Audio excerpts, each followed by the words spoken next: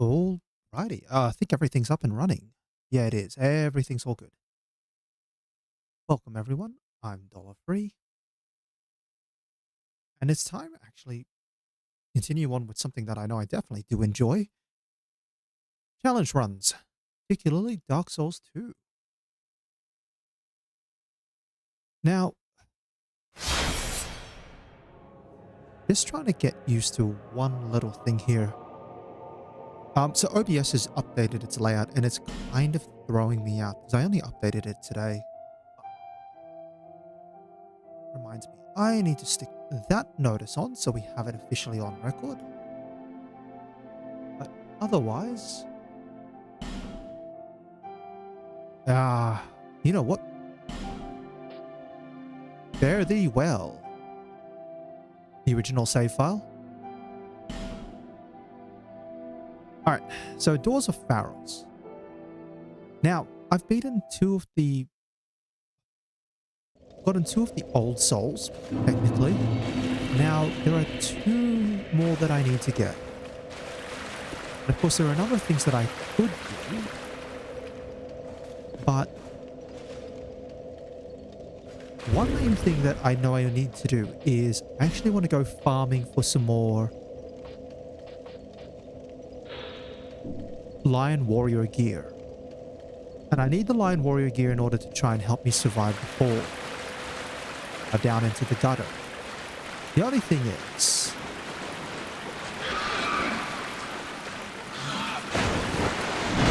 okay, hold on. What am I doing here? What am I doing here? What am I doing here? What am I doing here? What am I doing here?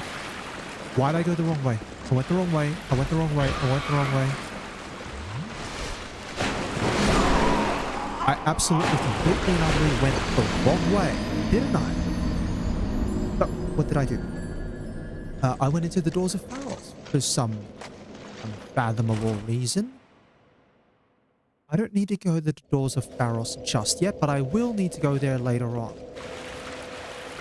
Don't go that way, go this way. I was like, you know what? Don't worry about the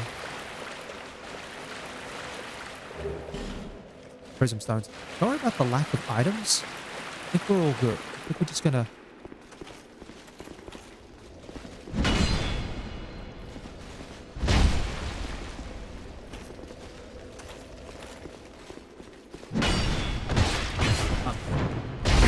so yeah, I think what I'll do is I'll Elden Ring muscle memory here, right at work.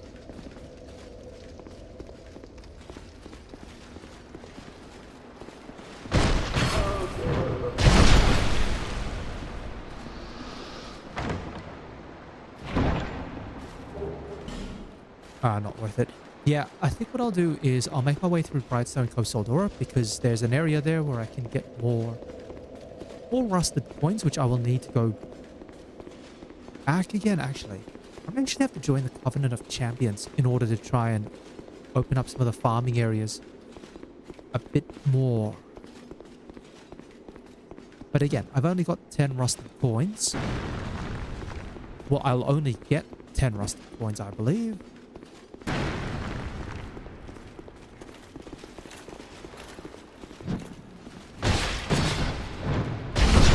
Which means my farming's going to be limited one way or the other. Unless I actually find a spot where I can pick up some.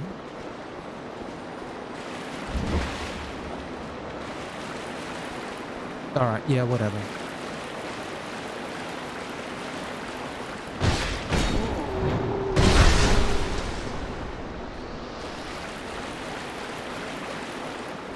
Alright.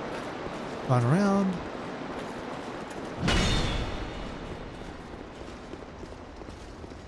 And that's it. Brightstone Cove Soldora. Now, I did show off a little bit of Brightstone Cove Soldora before I lost all my souls on the last attempt. But there's not too much else. Aside from the fact that maybe I just want to go get the item from the Mimic.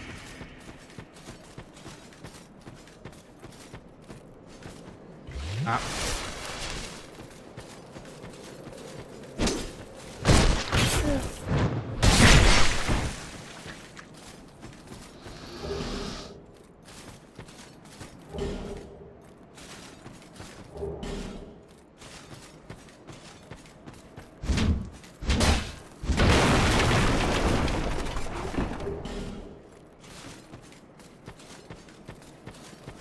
Oh, yeah.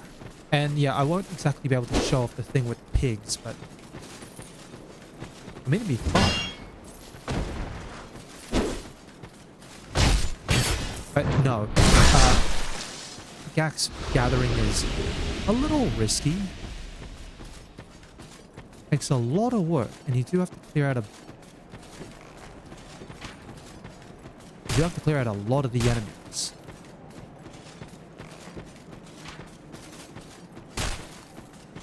Alright, I might take this guy out next.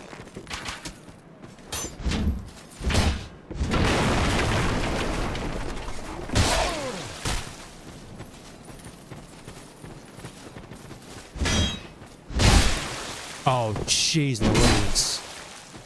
Yep, you can get absolutely dunked on.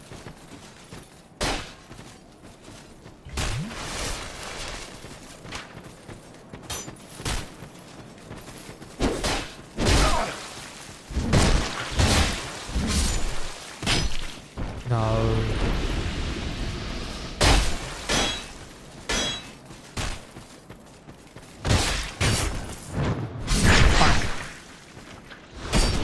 Oh.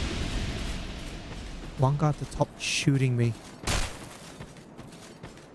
think if I stand about here, I'm fine.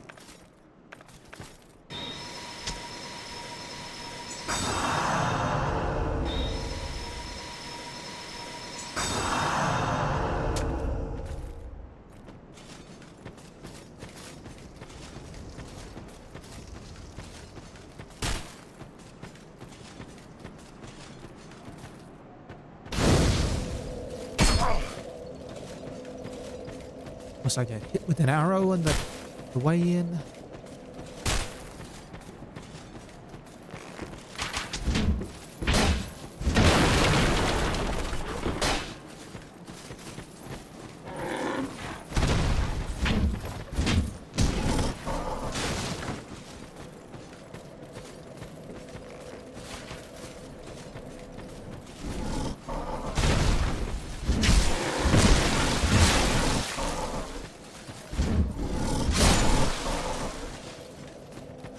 Alright, two more.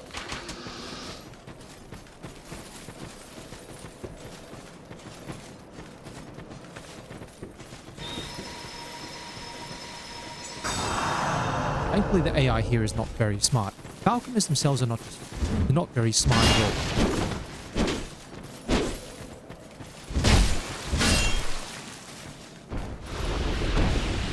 Ah, that's a parry stance there, buddy. No.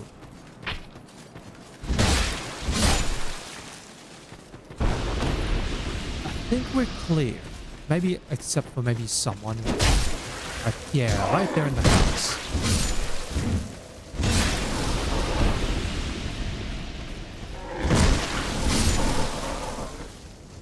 Alright. And the one up the top. Oh.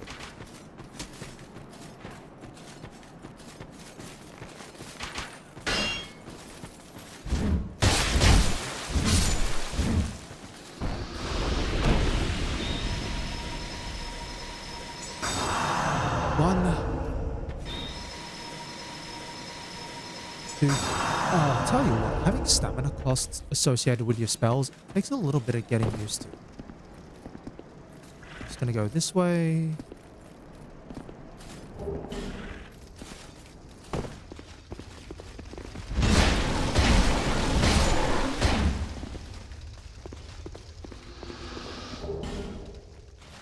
Then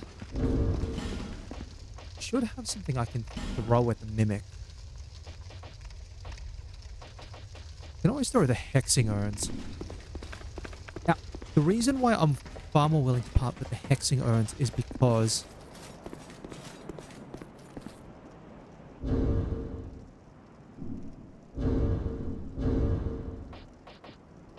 hold on. Message.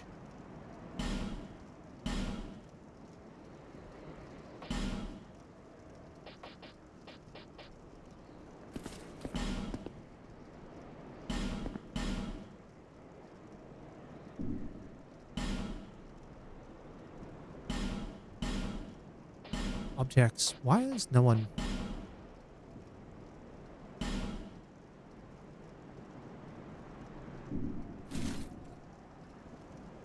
Yeah, mustn't be too many people on at the moment.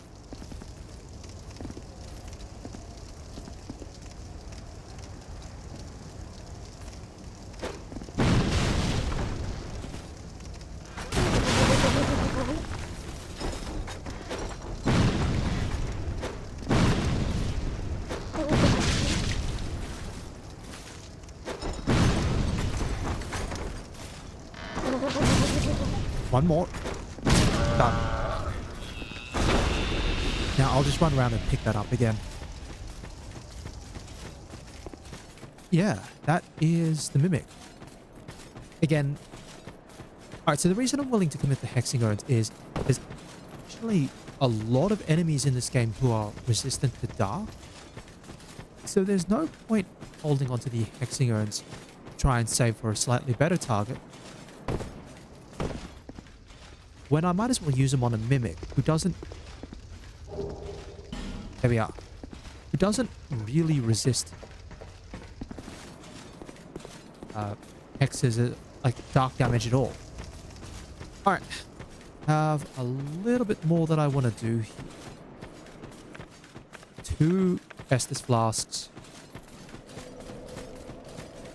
So, Brightstone Cove Sildora, I talked about this last time, but it's kind of like the area where it's implied that people went off and, well, they were actually farming for materials, probably for the war against the giants.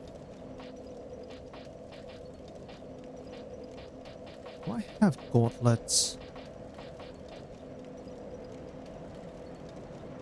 Yeah, but I'm not wearing any.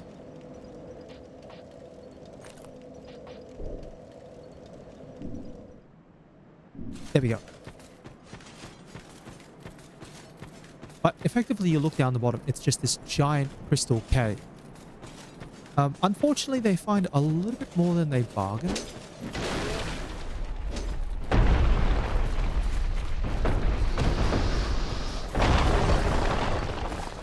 Find a little bit more than they bargained because...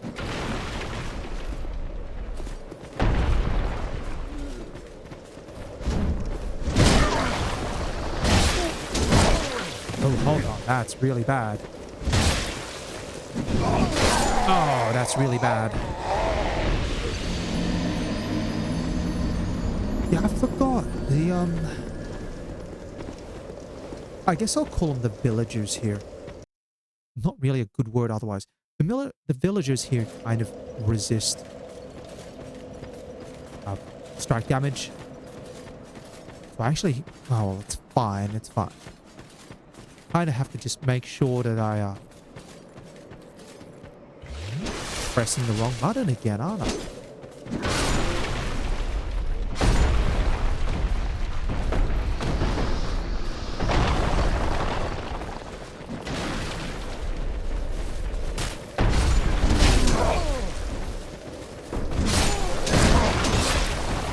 Oh, yep. That's what can happen.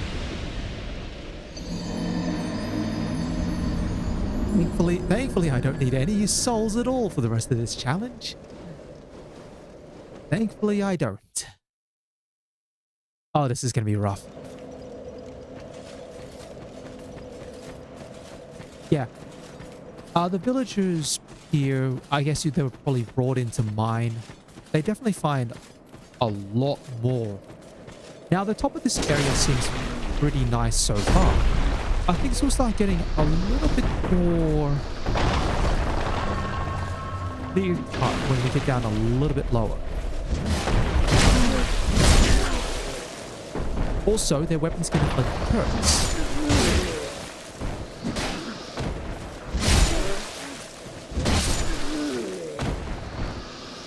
Yeah, and the villagers' weapons inflict curse, they have dark damage.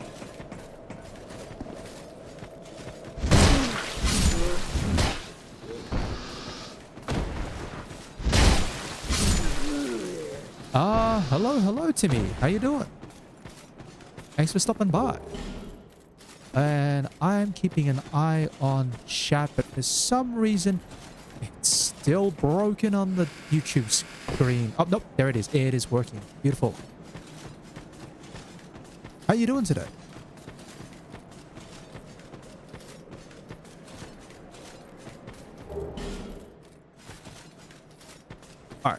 More villagers. Normally you just throw an alluring skull, but I don't have many alluring skulls. I'm doing alright, doing alright. I've just died like several times in Brightstone Cove. Nothing too serious. Alright, I'm gonna open this up. Alright, this is gonna be 3 trips through here. So I open this up, go back, get a torch. Then go clear the area out up to Prowling Maggers. Then come back, use a humanity and escort Benhard of Jugo over for the boss fight. Yeah, there might be a little bit of I guess I'll call it, a little bit of downtime in this stream just while I try to farm for more Lion Warrior gear. And I do apologize for that in advance. Farming for gear is definitely not the most interesting of things, but I've only got 1 Lion Warrior piece, and I kind of am hoping for another 2. Hey, you beat Lost Sinner on New Game Plus? Hey, nicely done, nicely done. Yeah, Lost Sinner can get a little... Lost Sinner gets tricky with the ads, because the pyromancers just... Hey, spiders.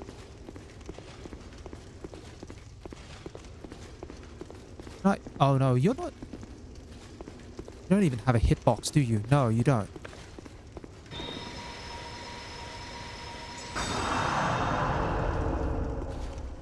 And no shield run, definitely always fun to try out. Dark Souls 2 is, I think it's a really good game for it. Oh, am I gonna have to...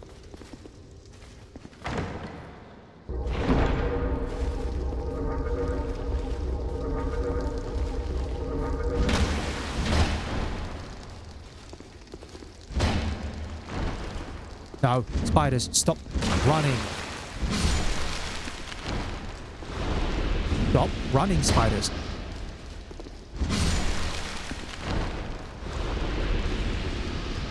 Right, you gave up on which one? Oh no, you can't beat the Lost Sinner. Lost Sinner can be... Alright, you haven't got the torches. If you haven't got the torches lit to try and help your site. Yeah, because you're in the original version of Dark Souls 2. So maybe... I think the only summon you can get is... Yeah, I think the only summon you can get is Lucatiel. Which sounds a little familiar. Lucatiel for... Hold on. Can I... No, I can't. Lucatiel for both Exile Sentry and Lost Sinner. More spiders.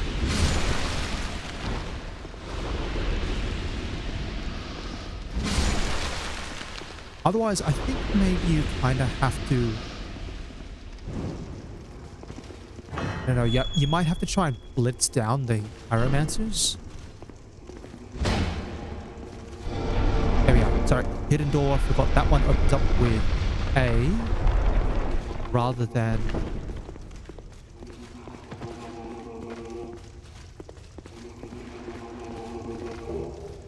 Priestess robes and gear. I hit you. You know what? Let's drop you. Come on, spider. Oh, spider's not going to cooperate. All right, fine. Yeah. Maybe you... Maybe you have to chase down the pyromancers. And if you chase down the pyromancers, that's probably the best way to deal with Lost Sinner. Because once you can... Oh. Lucatiel always dies. Yeah, she can do that. She's not the brightest. Like, have you cleared out all the enemies on the way to the Lost Sinner? So what I usually find is if you clear the enemies out on the way to Lost Sinner, and then you summon Lucatiel, and then you just run for the gate, Lucatiel tries to follow you in the straightest line possible, meaning that you should be able to get away with having her run to the boss instead of falling. I feel if you take it slower and you try to like escort Lucatiel, he's more likely to fall into the water that way. But yeah, yeah, again, the AI is not the smartest when it comes to that thing. Yeah, if you've cleared out the enemies, otherwise you can always just keep trying, because if Lucatiel falls out of the water, hold on, I will burn an effigy right now. Yeah, if Lucatiel falls into the water, just run back up to the Sinner's Rise bonfire and you'll be able to get her out again.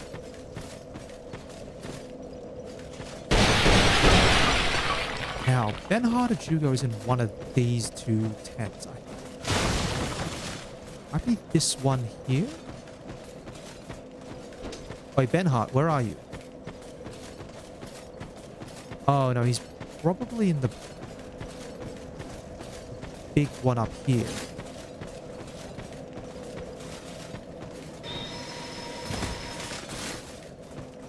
Yeah, no worries, no worries. It's,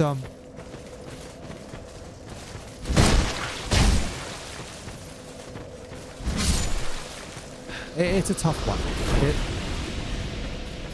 Like, no doubt about it. It is tough. I cannot remember for the life of me where Ben-Hard Jugo comes from. He's going to turn up here somewhere.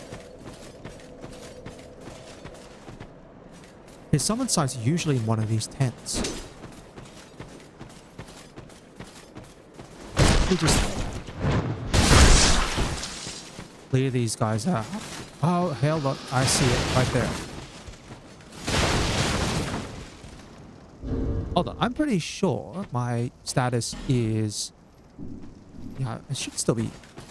no, this is new game at the moment. This is still new game at the moment. Although the only area that I have, which is a new game plus, is Forest of Fallen Giants, because I used a bonfire ascetic there, so I can actually come here, buddy. Yeah, I used the bonfire ascetic at the Forest of Fallen Giants, just so I could actually get some early Titanite chunks. All right, Ben-Hard, let's go. Come on, buddy. You and me, we have a date with the Prowling Magus and his friends. I just want you to know, if you fall off the ledge, if you fall off that ledge, Ben-Hard, I'm going to be miffed. Okay? Otherwise, let's go. So this is the top area of Brightstone Cove Seldora. You might see the crystal spikes down the bottom. Surely you'll be familiar with what is the boss of Brightstone Cove Seldora.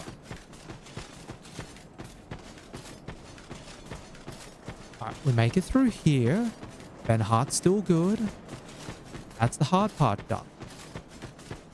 Now I've cleared out a bunch of the spiders. There's only a couple more to go in here. And if the spiders are willing to jump down, I'm fine with beating them up. If not, that's also fine. Come on, Ben-Hard. None of them are playing around. Yeah, so I'll come here. Heavy bolts. I'll fight Prowling Magus. And then I'm going to try and get some rusted coins.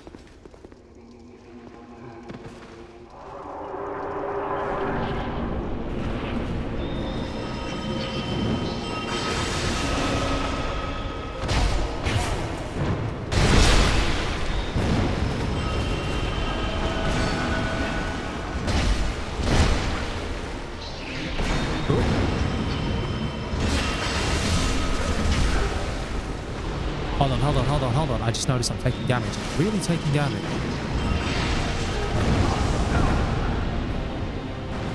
The wooden club.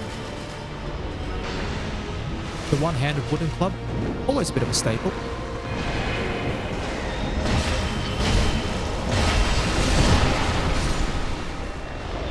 Nice work.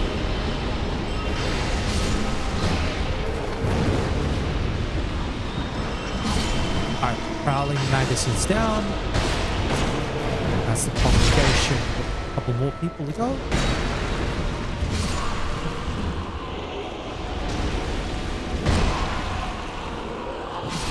Nicely done, Ben Hart. Nicely done. Yeah. One-handed wooden clubs are always fine.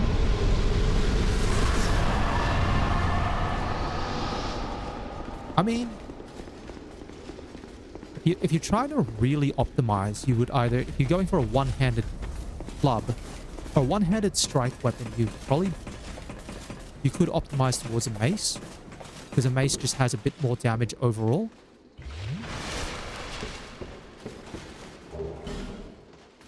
Hold on.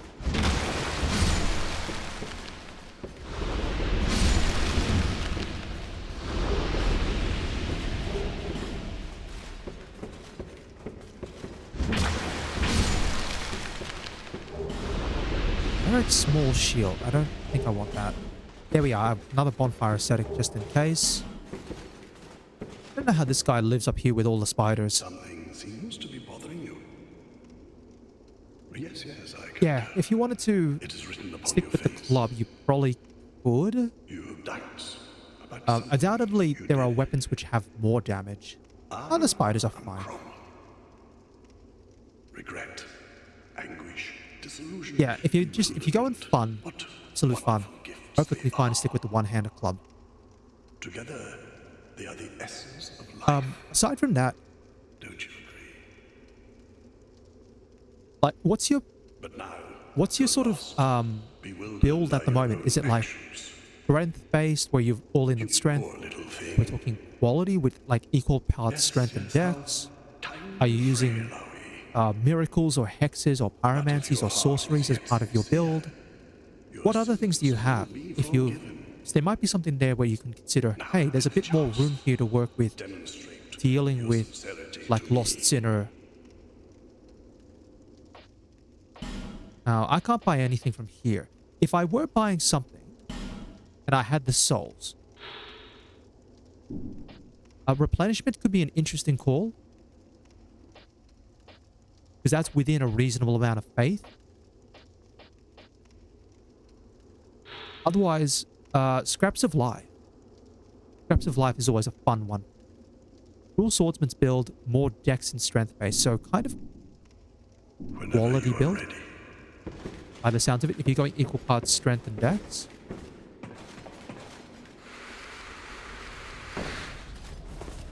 Alright, first things first. Where is my bonfire that's normally up here? Up here. Alright. So dual swordsman build, and this is the one which is using the great club. If that's correct. So like, what are the weapons you're mostly using at the moment? Alright, we jump here. Here we go. Who do I want to take out? I'm going to take out Fate. Let me get in there.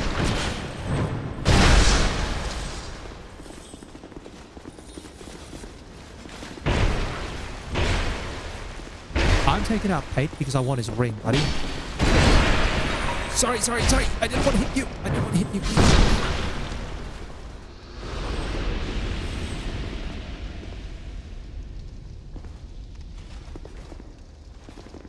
Okay, good. Great sword and club as your main.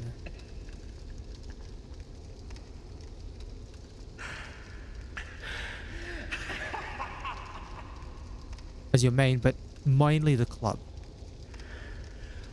So wait, are you dual wielding? Are like you power stancing the greatsword and the club? He was no pushover. Here, take this and go to my bubble down the way. What's Good, there? I need that one. It's yours. Just a small token of appreciation. Here, Brayton's armor. you did me well. And Pate's spear plus the Ring of Thorns. Switching between. Okay. We're talking regular greatsword, regular club. Are they just upgraded with... Okay. Have you infused them with any stones? So, you know the stones you've got... Hold on. Just going to quickly remind myself. Where are the upgrade materials? Like any of these ones, like a raw stone or magic or mundane or anything else? Or are they just upgraded weapons?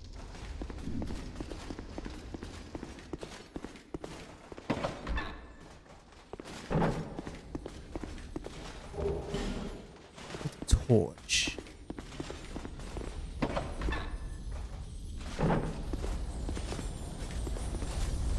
Yeah, I don't need to hunt any...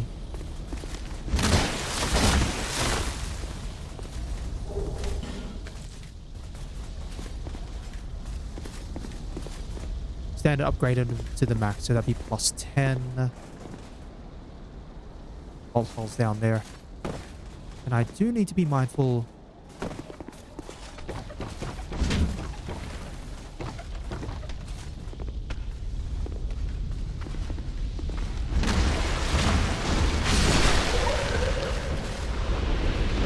Okay, good.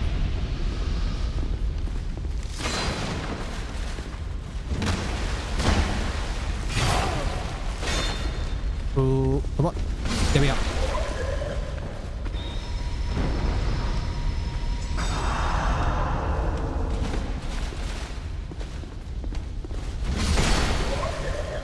Still got me with that hit. Yeah, these guys here... I mean, in lore terms, these guys are villagers who then got possessed by spiders. This is the creepy part, if you're really into creepy spiders. But the fact is that they're always capable of killing you because they always get off one bonus attack every time you kill them. Alright, if you've otherwise upgraded them... But when you say you've put points into dexterity, like how much are we talking here? Because I know Great Club and I think Great Sword mostly use strength, right? The Dark Souls 1 DLC village, yeah. Other than Ritual Band plus 1. Pretty sure I don't use... I do use the Southern Ritual Band plus 1. But if I change my ring now, I believe it affects my spells. I think it does. 25 dexterity? I have a great sword on me. The royal great swords. Let me have a quick look. Because I thought the great swords typically relied on strength. And like, what's your strength at? That's right. This is the old don't ever sink down the pit there, and that's the exploding ones. I think. Yeah, I'm mostly still here. I go around the other side, I can at least open up a pathway. Yeah, Brightstone Cove's like... It's tricky to navigate at first, but...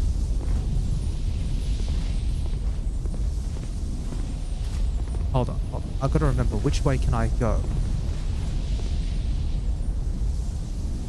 Yeah, if you've mostly got strength investment, I could see that happening. It's like, yeah. Ornifex is over there. I don't think I can do much from this side. If I remember correctly, if I drop down here, I think I fall down and die. That's it. To open up the pathway from the other side, I believe is that wooden door there.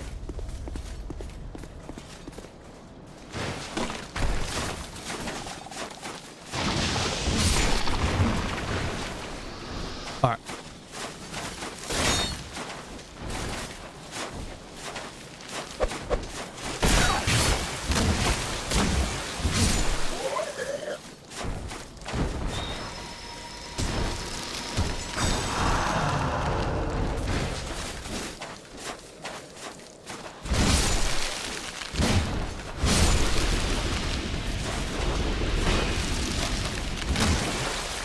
Alright, come on, come on, come on. Done.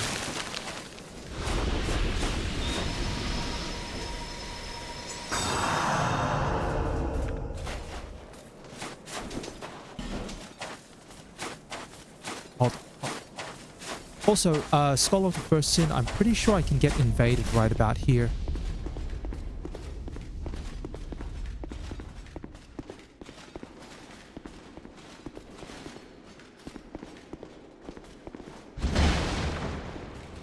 Nothing in the pots. More torches.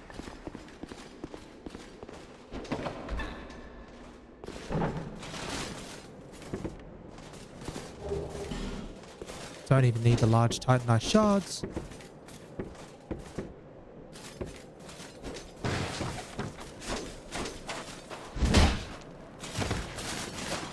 Ooh, I think I can live.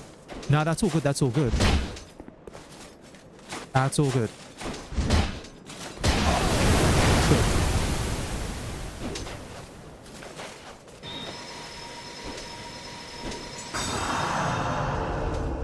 Alright. I'm out of heals.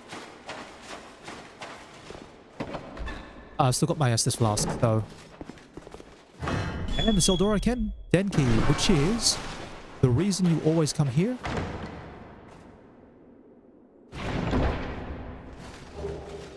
Engraved gauntlets. What do you mean I can't use the engraved gauntlets? Oh, you're kidding me. I actually need more dexterity? You serious? Are you absolutely serious? I need 12 dexterity to use the engraved gauntlets.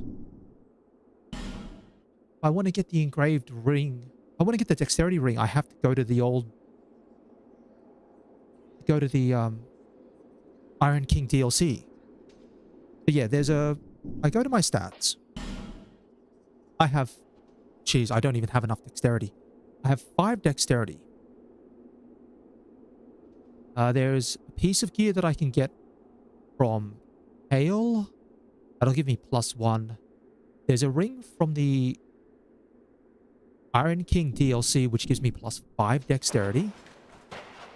I actually don't know if... I don't know if it's worth it. So, I don't know if I do not get the benefit. Hold on. I gotta do this. I'm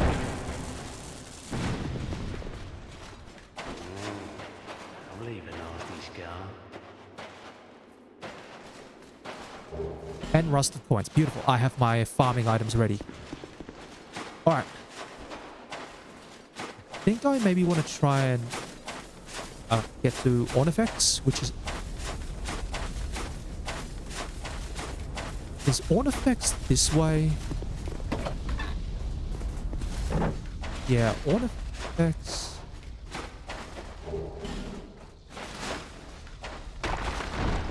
Hold on.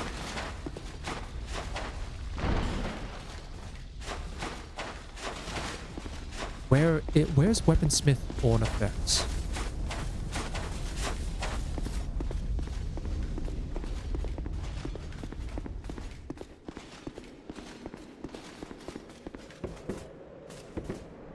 If I don't have access to Weaponsmith Ornifex, I guess I'm going in.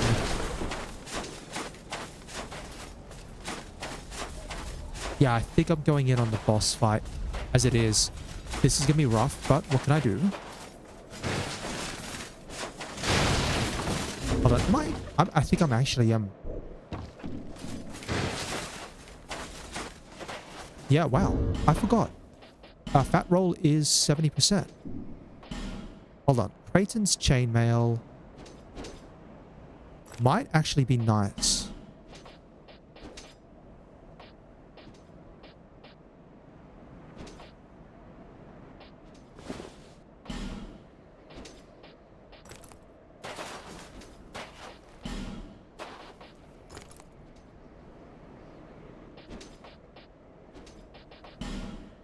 This might work. This might work.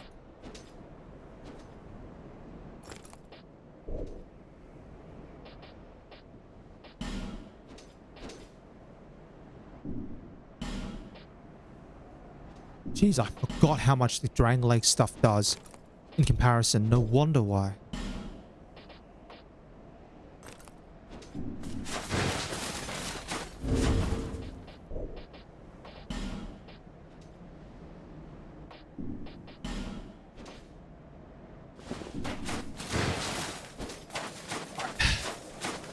So, Brightstone Cove. Thankfully, I don't need any of the items down here in the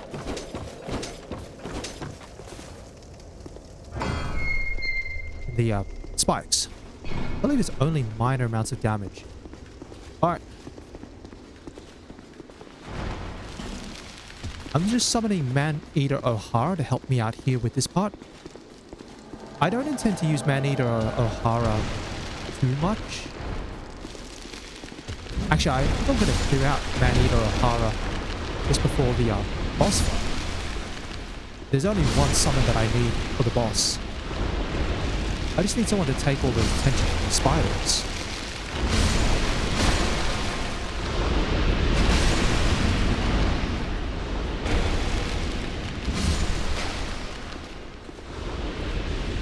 Alright. Pull that lever. O'Hara, you deal with that. I'll pull this one. Oh yeah, there's your invader right there. Your red NPC.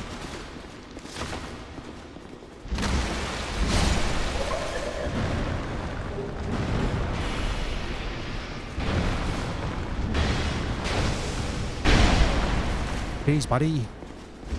Backstab on you.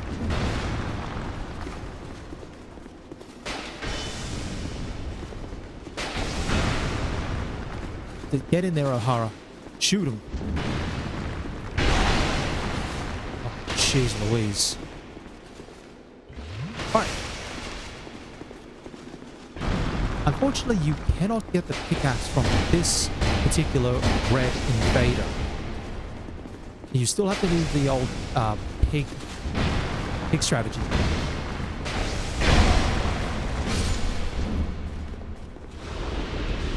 Yeah, there's not much you can do about it.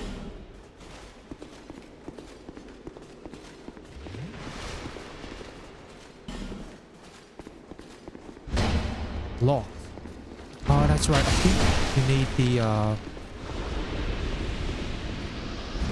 you need the key from the Duke, and then you have to come back.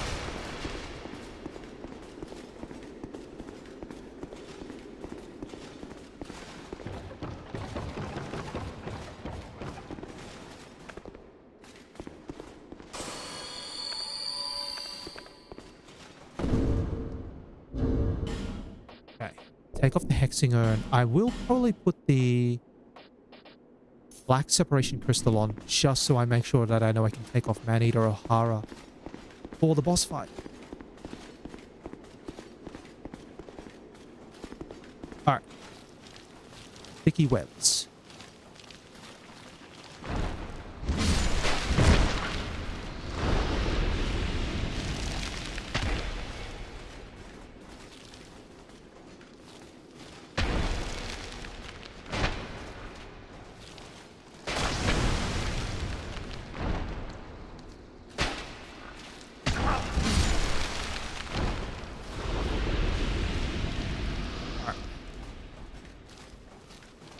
Up here.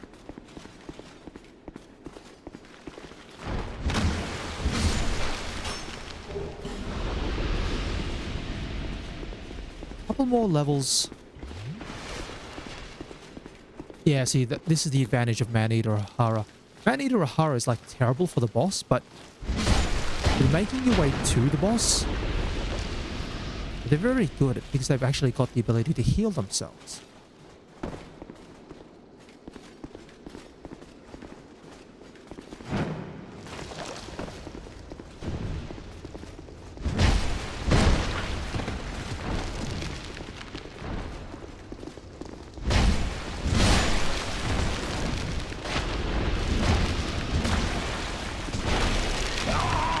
Oh my goodness, I actually... Wow, that was fast. Okay, that's a bit of a problem, because that puts me back to the start of Brightstone Cove. And I'm going to have to use another gonna have to use another human effigy.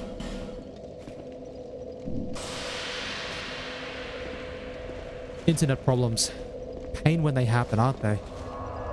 No, that's all good. That's all good. Now, let me see if I go down this way.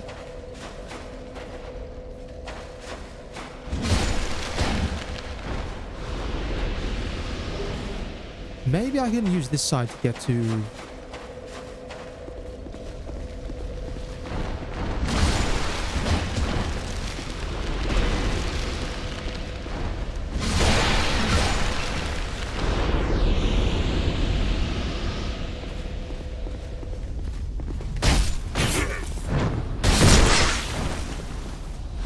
Right.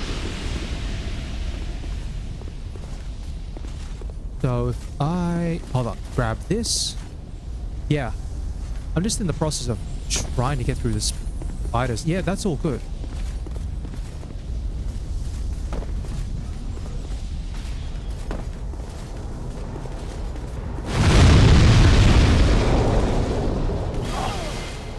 Oh.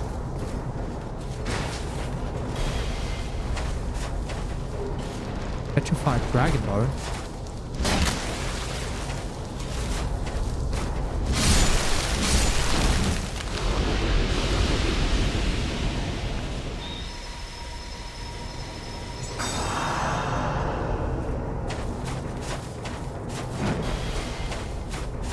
Right. I get up here. No. Oh. I think, yeah, I just have to kind of run for it.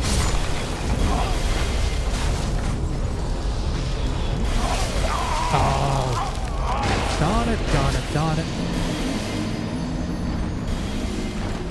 Couldn't even get to the other one. Alright, alright. Now I need to hold off.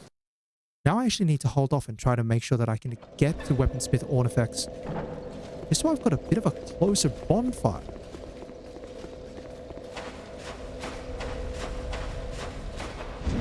One. Also, I don't want to waste another human effigy, do I?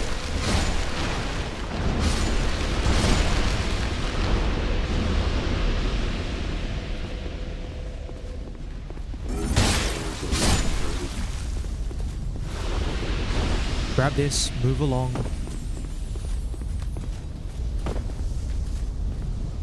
Down here.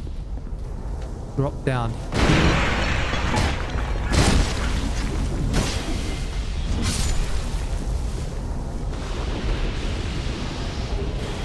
Oh, an Estus Flask shard. I always forget about that one, do I?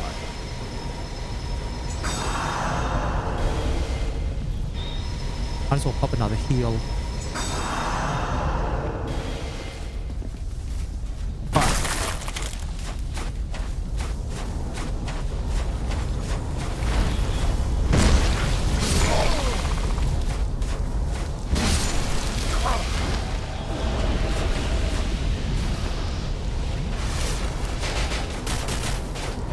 Here in an avalanche.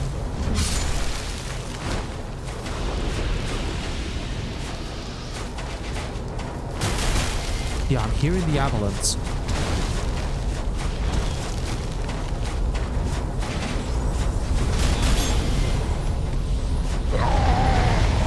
Oh, why did they instantly explode? Yes. Let's talk about that one. The red crystal lizards are not actually pickups. They are traps. They will explode. They do a ton of damage. Entirely capable of killing you.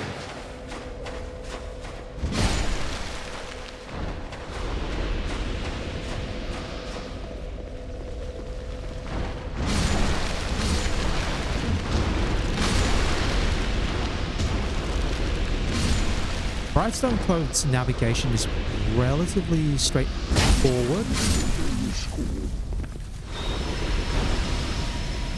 Because there's only two halves to the navigation. The area you start at is one half of Brightstone Cove. You then have one other half which is actually where you have to go to get to the boss. Hey, that's all right then.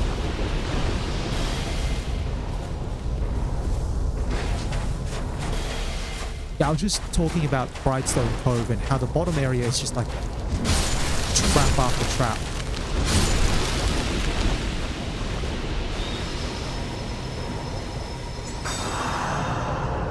Alright, so I need to focus. Pause. We have... Oh.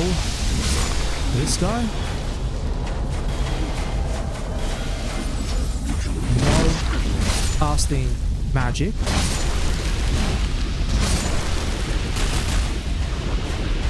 Yeah, that's... this is... I can't remember if utterly invades in the original version of Dark Souls 2. Yeah. Bro's got like double avalanche. Can you get in there? Beautiful. Bye-bye.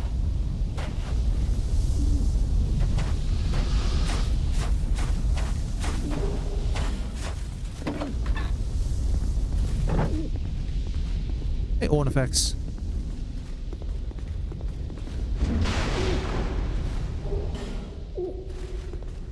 Yeah, Ulasil. Hold on. Gotta remember. Where do I go to get the actual bonfire down here? Yeah, this is the one here. Does not look from this side. What am I misremembering? I have to drop down from the buildings.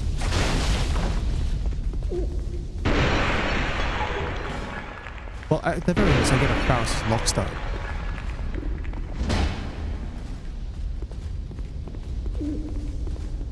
We need to get this. It's my workshop. Yeah. I guess the other thing was when we were talking before about your build, I did ask if you had used any magic or miracles or hexes or pyromancies as part of your build, or if you just like straight physical damage. But I have a debt to you. I will craft one thing of your choice. My wares are far from ordinary. I am certain that they will please you. I require no payment this time, but my technique.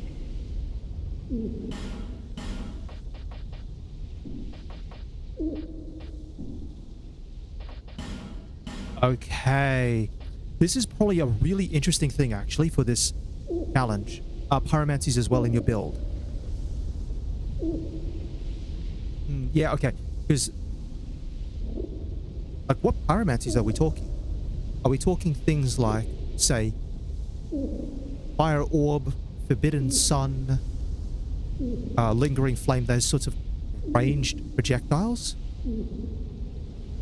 Are we talking, say, Firestorm or Chaos Firestorm, which is AoE? Or are we talking more support stuff like Flame Weapon and Warmth? Also, I just want to talk about this very quickly. The reason why you may consider, if you're doing a Soul Memory 30k challenge, you may consider actually instead of Fireball Combustion, there's a Combustion, Fire Orb, Fireball. And that's what you're using for New Game Plus. You're not using anything like... Hold on, I'm trying to remember. Unless you're like Intelligence and Faith is pretty low. Yeah, I'll just briefly, while I'm talking about this on this point. As part of the Soul Memory 30k challenge, you could consider actually getting a boss weapon from Ornifex as part of your final build. You would have to hunt down petrified dragon bones, and you would have to consider what weapon you would honestly use. But depending on what you're thinking you might do, remembering you can exchange one weapon for free from Ornifex, and that can open up a lot of options for this challenge if you want to do so. Yeah, Faith isn't leveled very much. trying to think. Yeah, because Strayed offers some of the early game ones, but you can see here we've got Old, Arcane Soul, Lost Sinner's Sword. Lost Sinner's Sword is potentially a really solid option. Ultra Great Sword with... I mean, the stat requirements are not fantastic for Soul Memory 30k. 24 strength. You two-handing, you go 2, but... I'm thinking maybe you could do this if you played Swordsman. If you decided to take a risk and you played Swordsman as your starting class, where you start off with like 16 dexterity, you'd have to put 2 points into dexterity and then enough points into strength to two-hand the Lost Sinner's Sword. Come again. But you could use the Lost Sinner's Sword. The options probably include...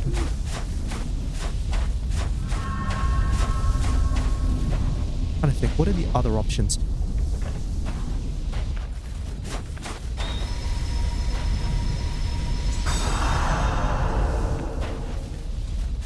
Maybe stuff from like the Drangleic Castle bosses.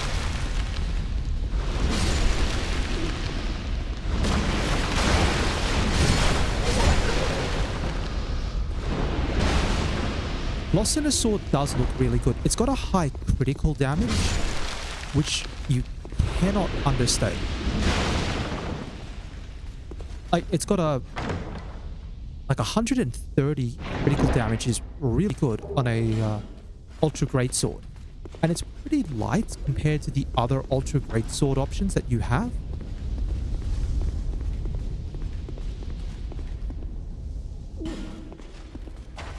It's just a matter of the dexterity requirement and how you choose to get that. Now, I have to remember how to get out of here towards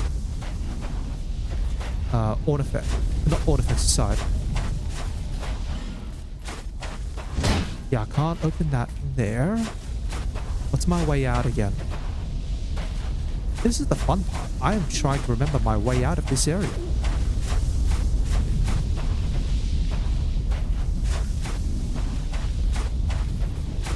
Yeah, it's not that way.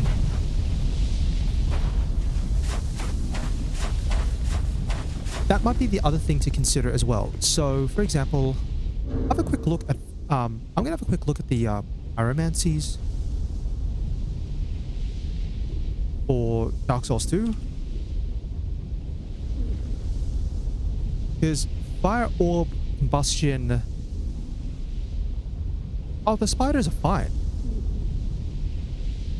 Listen, a lot of the stuff in Australia that will like actually kill you is too small to really notice, or is stuff in the water. So actually the water is far more dangerous. You've got things like box jellyfish, the other jellyfish that I cannot remember. It's got an indigenous name to it, but it's like even more, it's like one of the most deadly jellyfish out there. Plus the usual things like sharks and crocodiles, depending where you are. The spiders themselves, like huntsmans are fine. Black widows rarely get in the way simply because the way they kind of work, they're a bit obvious. I think it's the white-tipped spiders, the ones you have to watch out for. But usually, a couple of rules. Number one, if you're going to wear your shoes, don't leave them outside. Yeah, Crocs are fine. Crocs are scary if you're near the water, but the moment you're back like, say, 3 meters or 10 feet away from the water's edge, crocodiles have to move to get to you, and they can put out a really good burst of speed at first, but the moment that burst of speed runs out, you kind of just have to... You kind of just go, okay, they're slow now. Let me have a quick look at the Fire Orb stats. Yeah, because that's the thing, right? You shouldn't need too much strength or faith. Depending on what you wanted to use...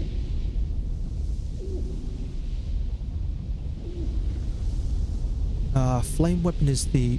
Flame Weapon you would need to defeat the Lost Sinner to actually get Flame Weapon as a pyromancy.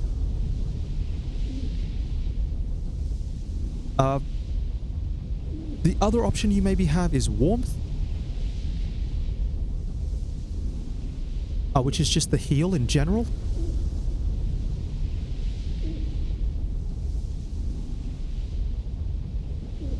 Otherwise, the other option you could always go for dealing with the Lost Sinner with the pyros. Good old classic Flash Sweat. Just bump up your fire resistance and you can probably tank a couple of extra fire hits. And Flash Sweat's pretty easy to get.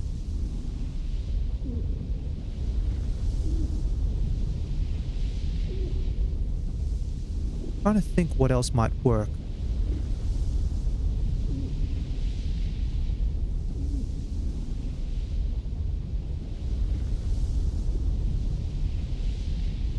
Anyway, there's a couple of options.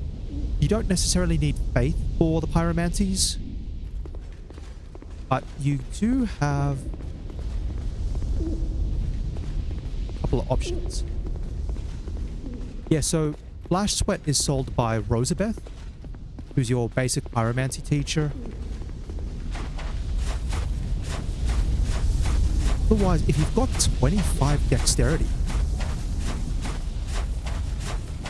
if you have access to Blacksmith Ornifex here, remembering you have to free her from Shaded Woods, you could try using a different weapon other than the club. Let me see, how do I get out of here?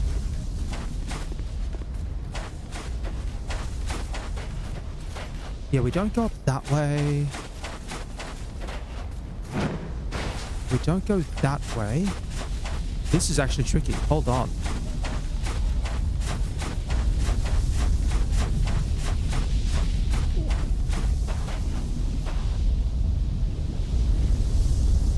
I don't remember how to get out of here. Oh, this is fantastic. I'm clearly missing something. Up here is the pathway. This is the one. Now I remember. Jeez Louise, that took me a while to figure... Buddy, how did you get cursed? How the heck did you get cursed over here? What were you doing?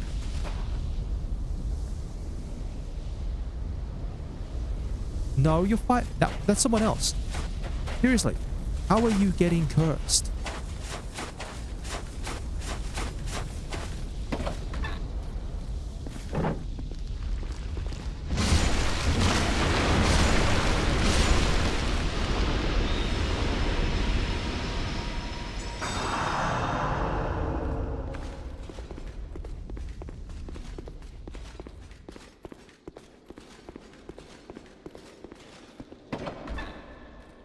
All right.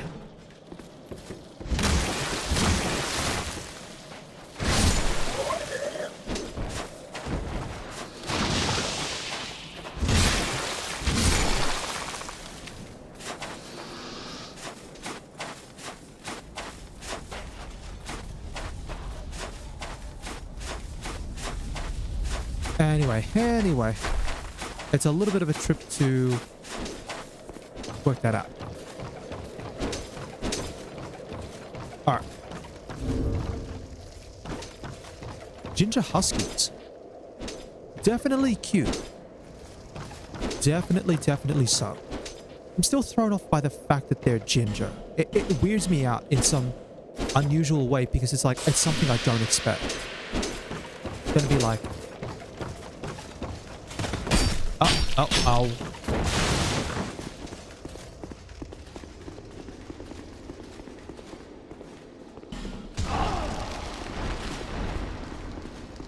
Hold on. Yeah, please. Let Maneater O'Hara take some of the attention. Oh, please let him take a bunch of the attention, actually. Because I need to heal up very quickly. So, chug a blast.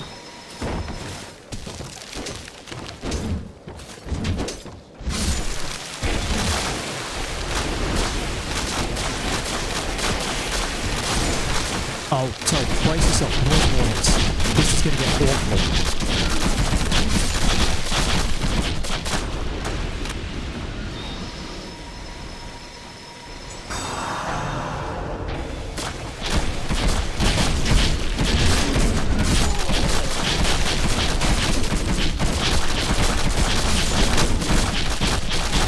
Sorry, that is really bad. That's really, really bad. I know that for a fact.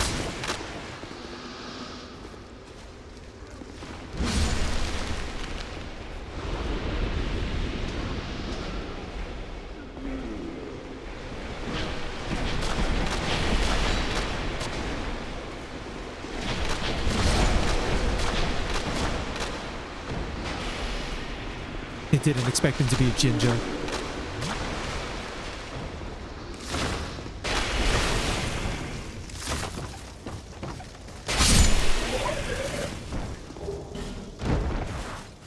Alright, Ahara's still alive somehow. Yeah. Again. No, doesn't work. Other than that, it'd be like... I mean, aside from the fact that it's a husky, which is like automatically a plus. Yeah, I definitely did have a look at some of the pictures. It reminds me, actually, I used to, a couple of years ago, I was very much...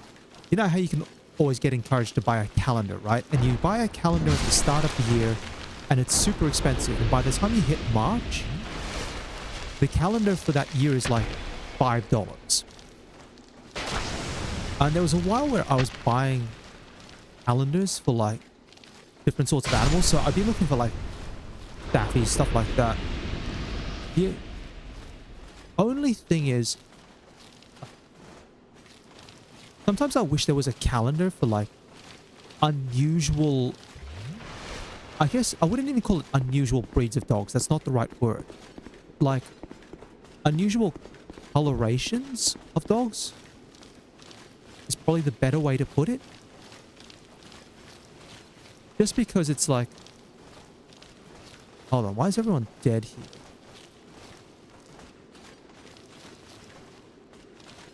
That's right, you can't jump. So you have to fall down here. Okay. Right.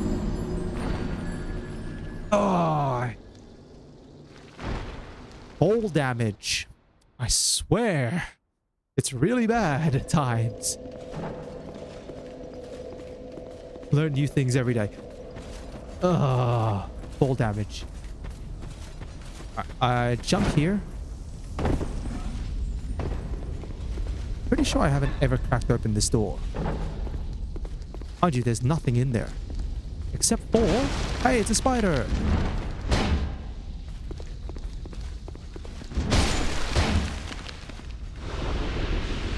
Yeah, so Dark Souls 2's fall damage is kind of nutty. Like the fall damage ratio is... It depends on your equip weight. And it does like your equip weight multiplied by something plus extra damage depending on how far you fall. So in other words, in order to try and survive, I'm running on nearly 70% equip weight, which is why every time I fall down somewhere, I take like an absurd amount of fall damage.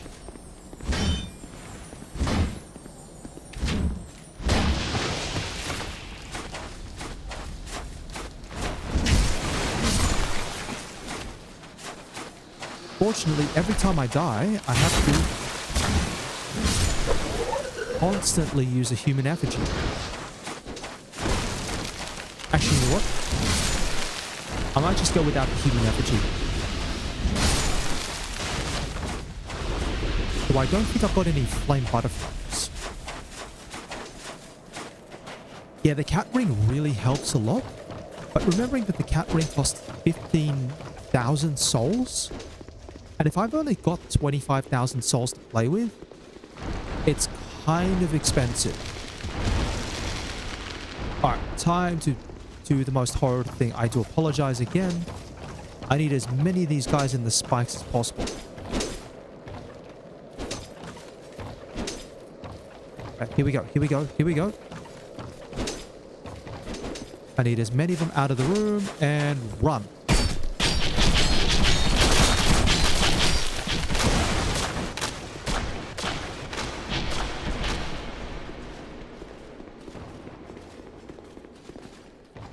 Yeah, the cat ring's really good. The best thing is fall control, which is the spell. If you have fall control, you can survive a lot of falls. Like, basically, like stripping down to almost no gear, plus fall control means you can, I'm pretty sure with like 20 bigger or something like that, you're entirely capable of surviving dropping down to the gutter. It's really, really something. Yeah, no, I can't go here. This is where I died. Think I go for this one here. That's right. This is the one that I was meant to fall down.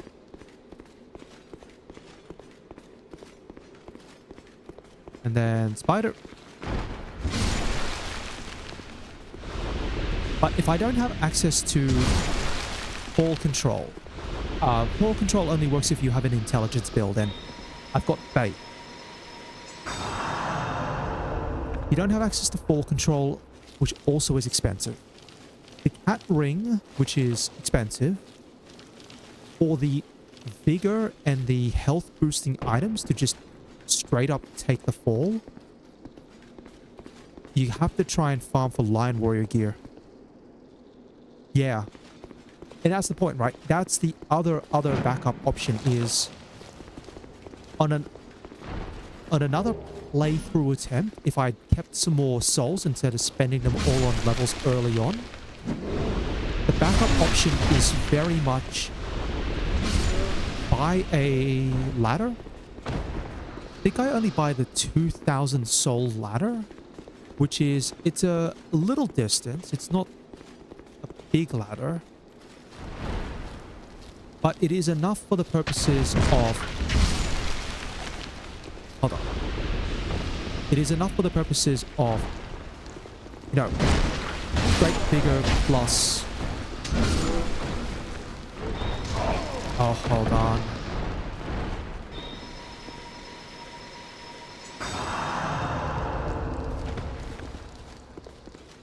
Yeah, straight bigger plus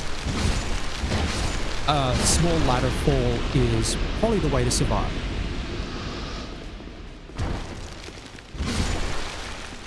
I think I'm about there. No more spiders? No more spiders? Oh, I hear another spider.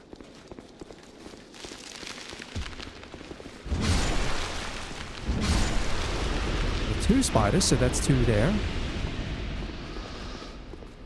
I'm just making sure that I'm clear before I decide if I'm going to summon Ashen Knight Void. Because I'm half tempted to.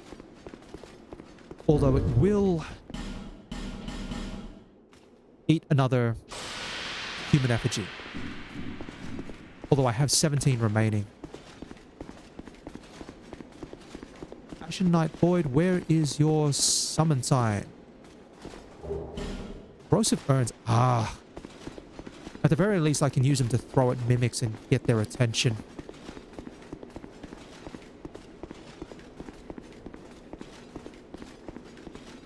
But Ashen Knight Void summon is right here.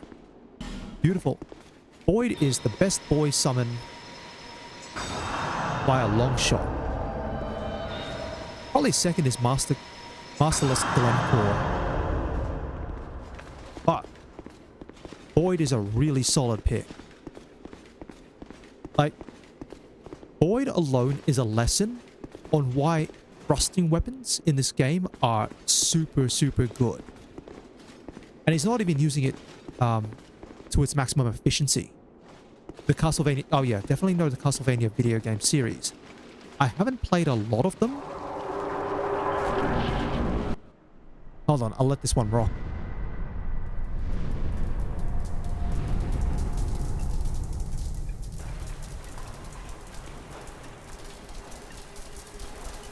That's a lot of spiders.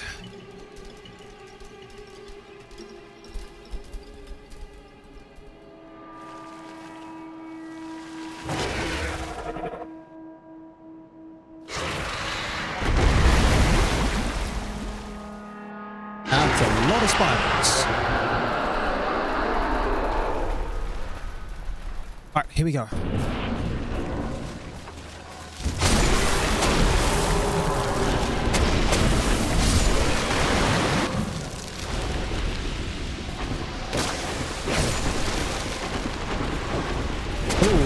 Hold on.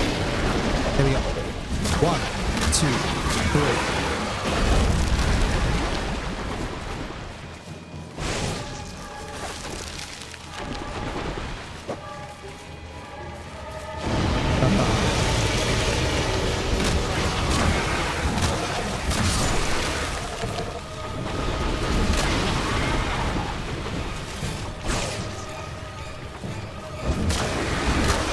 Yeah, so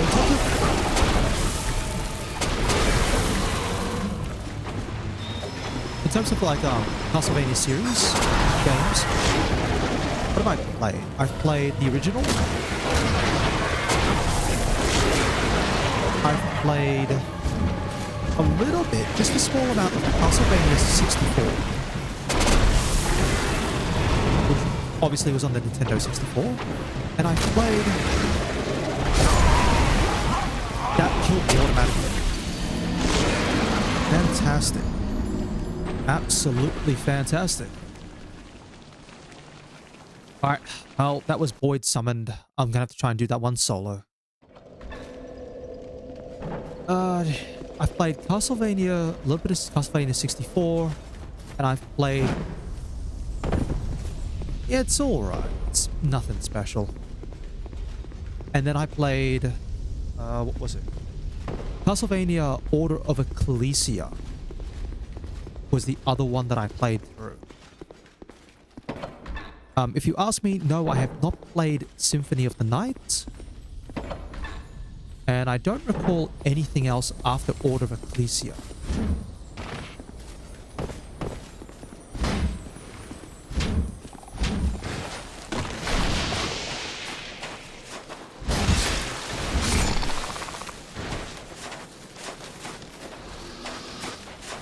Yeah, I don't remember anything after Order of Ecclesia. Order of Ecclesia is... It's difficult in the sense that it's a... I wouldn't say it's so much like the combat mechanics, which are difficult. It's fairly similar as far as I understand to things like Symphony of the Night or something else like that. It's just that reliance on you have to get particular drops for... Like, you have to beat the enemies to get drops. So you can actually use the enemies as, like, their weapon abilities. The difficult part is the fake out, probably, more so from the bad ending. Like, getting past the bad ending is feat in itself. And then...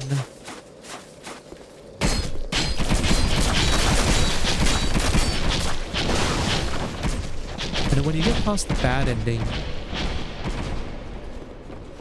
Oh, I didn't get this guy lured out. Oh, climb, climb, climb, climb, climb, climb, quickly, quickly. Good. Alright, just need to wait, see if there's any villages. Yeah, it's a bit south. Yeah, it's funny in a way, because I was going to say, when you get past the bad ending trigger, that's only half the game. You still have, like, all of Dracula's castle to do. Although I do like the story. Because I think think it's an interesting departure from things like the old Belmont tales. You can't necessarily just have Belmonts all the time. And I think it's interesting to go, the Belmonts are the classic heroes, and then in the future you have no more Belmonts. Like the lineage has died out.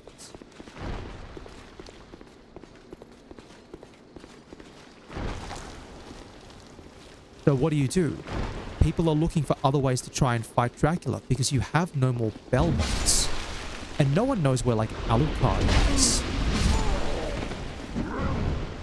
So that's effectively what leads to the whole point of the Order of Ecclesia. It's like, hey, the Order's being set up to try and find ways to fight Dracula.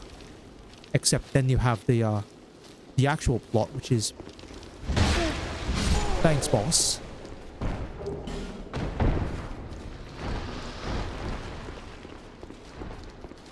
You got a fan game story?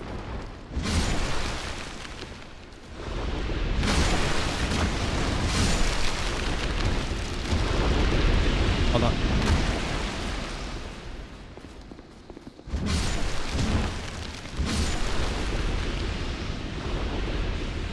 Let me just heal up.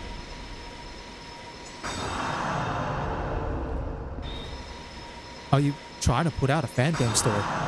They're always interesting. Writing tasks. Like, there's a reason why sites like fanfiction.net are a thing. I might have to try and keep an eye out on my health.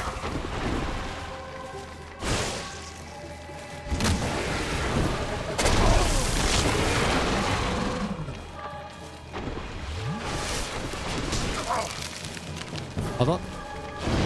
Good.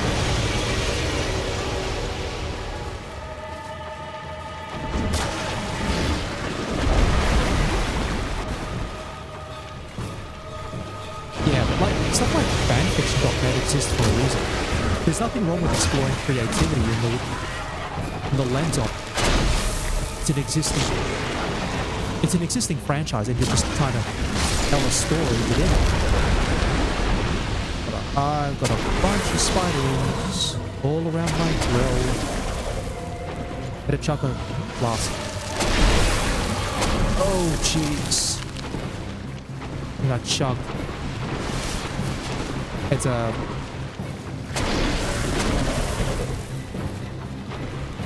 So when you say it's... Hold on. When you say it's based on Castlevania...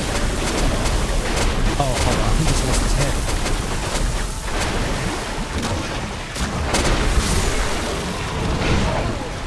I'm still alive. Chug.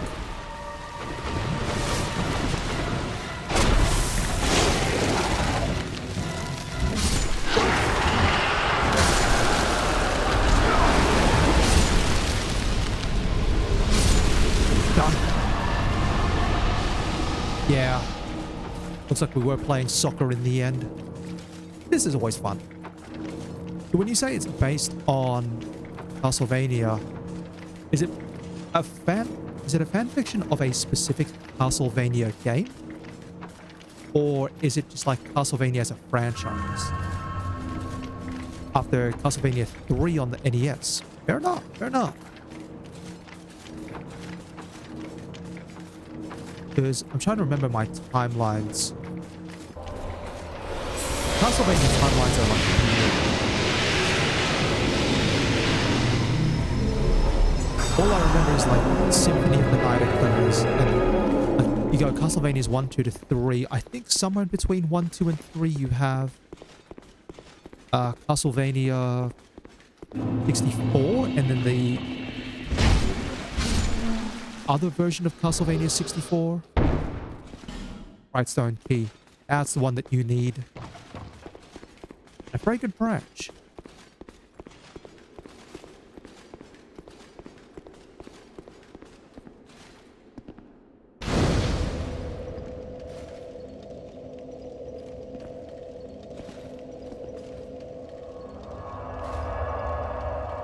Yeah, somewhere in there, the Castlevania, I think it's called Hour of Darkness or something like that.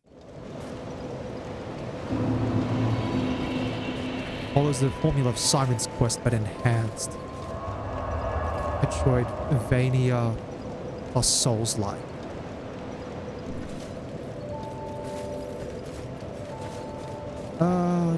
Because, I mean, Metroidvania there, but what are you hoping to get out of the Souls-like mechanics?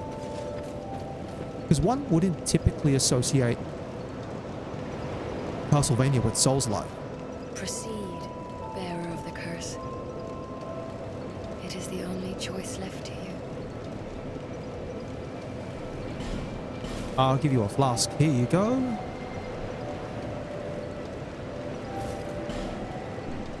Alright. So that's 1, 2, 3 of the old souls obtained. The last one, unfortunately, is down in the gutter. So here's a good test. What I might do is I might remove the Southern Ritual Band, Ring of Blades. I'll keep the Life Ring. I'll put the Royal Soldier's Ring.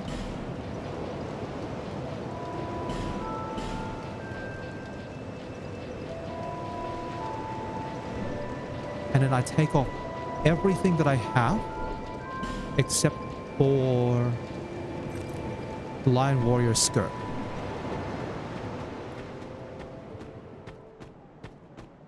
Now here's the test. How badly do I die?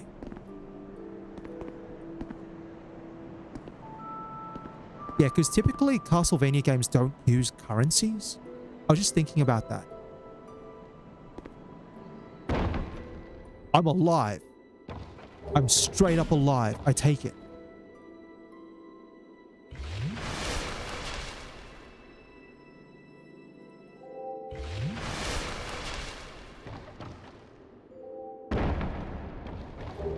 Instead of trying something new, like you got the usual currencies, you got to retrieve it, save points, and when you die or rest, enemies respawn and it gets harder. When you say it gets harder, are we talking like... Hold on.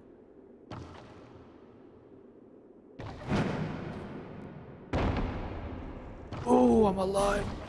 I'm alive.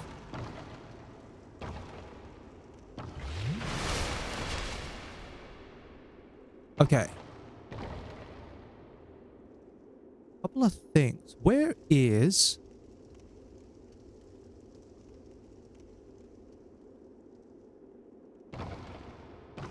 So it...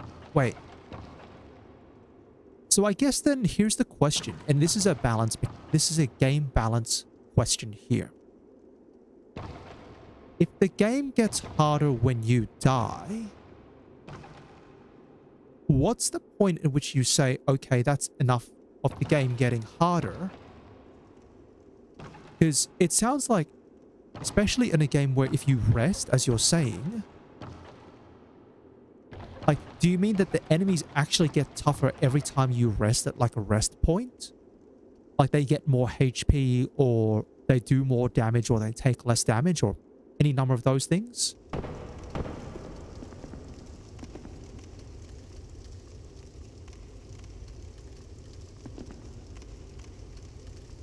Hold on. I'm trying to get a feel. Yeah, you have to climb up that ladder. I'll just make one note. That ladder right there does lead to an item that I need to get. I do not think I can get it now, though. But I do have access to the Grave of Saints, which is very important. Oh, as you get... Oh, well, that's normal. That's normal for every game, right?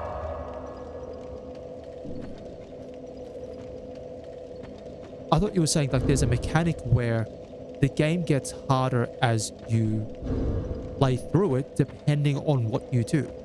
So the classic example is... Oh, I would talk about the classic example, but I'll talk about the more well-known example, actually.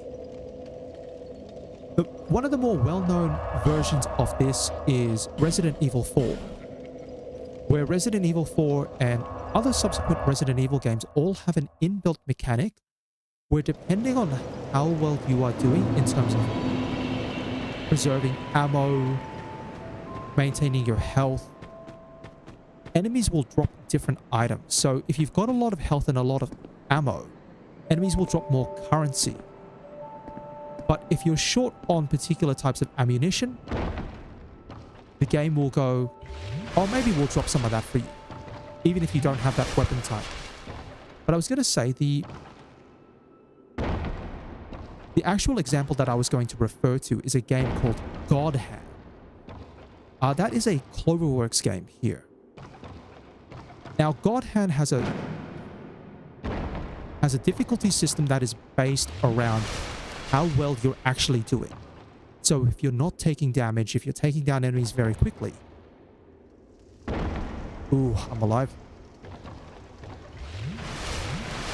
Your score, well, it affects your difficulty level because there's a variable difficulty level in the game. And so the better you do, the harder the game gets. It's locked. I think I need to get past the Shrine of Winter and get something else in order to open that door. And once I open that door, then I'm fine. Okay, and then I drop down here. Ring of the Evil Eye +1. And I actually can skip the whole Grave of Saints, which is really nice. I think I have to go this way, though.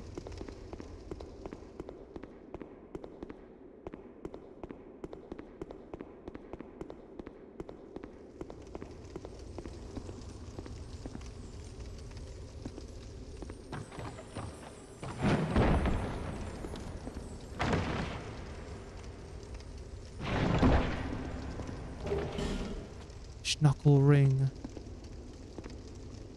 Uh-oh. Homeward bones. Here come the explodies.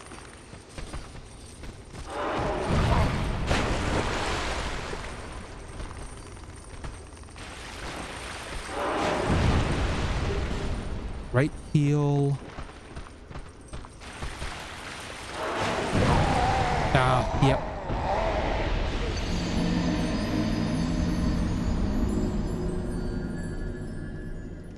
At the very least, I know I can survive. Wait, no, I don't think I can survive anymore. I think my health has dropped down to the point. The control, Angelo Belmont.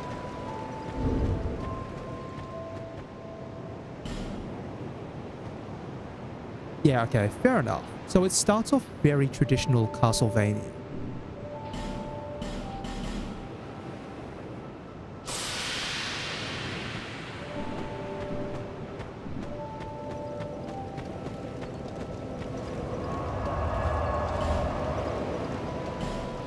Can I use Great Heal? No, I can't even use Great Heal.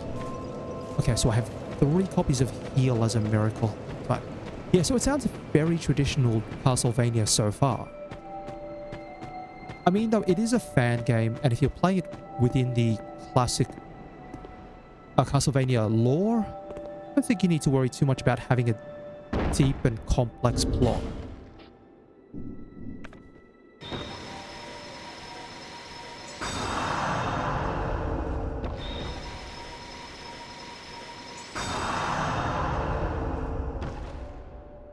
Drop down here. Drop down here. Drop down there.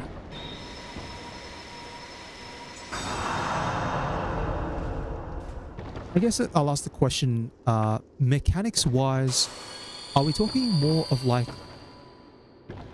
your classic Castlevania game? Like we're talking Castlevania 1, Castlevania 3 style?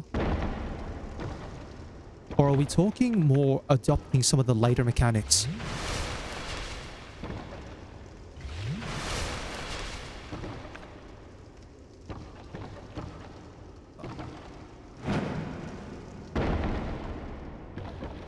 And then we drop down just here. Drop down just there. Side scrolling.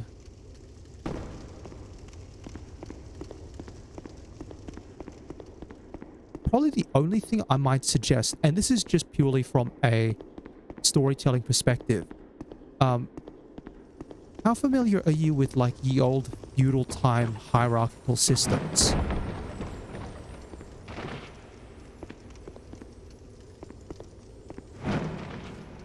Thought I'd make that jump.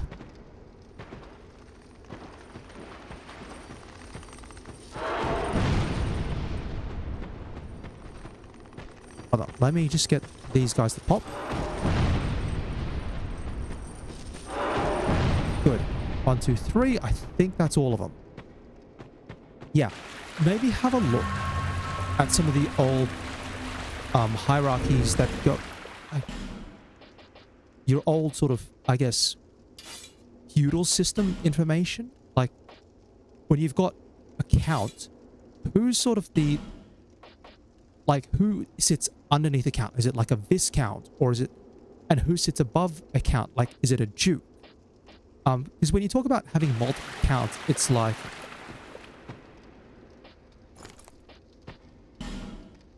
hold on. Just gonna put on some...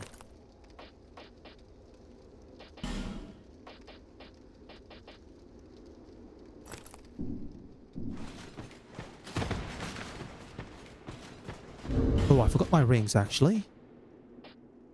So, what? Royal Soldier's Ring. I want Ring of Blades +1.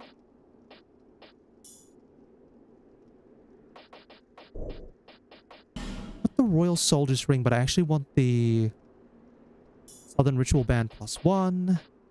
And then I put on the fancy hat.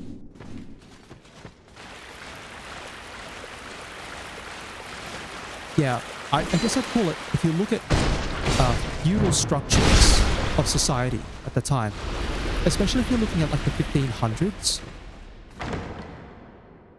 because Castlevania doesn't really deal with the idea of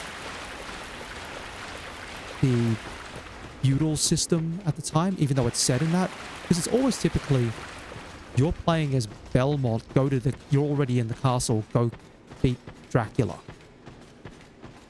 But if you want to explore a bit more outside of that, I'd say you've probably got a case to go read up about feudal society and just learning what the different sort of levels are within feudal society of who can do what. Yeah, and that's the sort of thing, right? If you've got 5 counts being controlled by 1 count, it sounds more like hypothetically here, that could reflect more of a rebellion, for example. So say the counts are... here's an alternative idea. The counts are rebelling against their lord, and they think that the best way to rebel is to revive Dracula. And Dracula will give them power,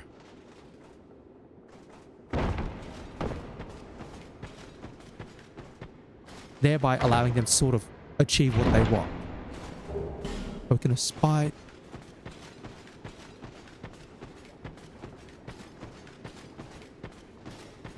I think we hit the gutter now. Oh yeah, this is the gutter. Oh. There you, I completely forgot about poison statues. I mean, it's not that original, but it's taking something that you're working with and going, if you've got the count, if you're going to have everyone as a count, why are all of these counts rebelling? And while Dracula does do mind control sort of stuff, Castlevania doesn't really lend itself towards mind controlling random civilians. It's about people willingly choosing to try and summon Dracula, or... oh... yeah, people willingly choosing to summon Dracula, or something else like that. Maybe play around with it. Or you can have, you know, if you're going to go down the mind control angle, it would require someone who sits above a count, for example, to be the kind of person, because you need a reason to have all the counts naturally subservient to that one person.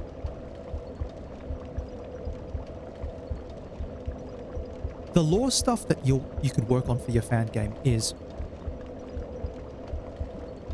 I wouldn't say it's separate from the gameplay, but it's something that should be considered closely.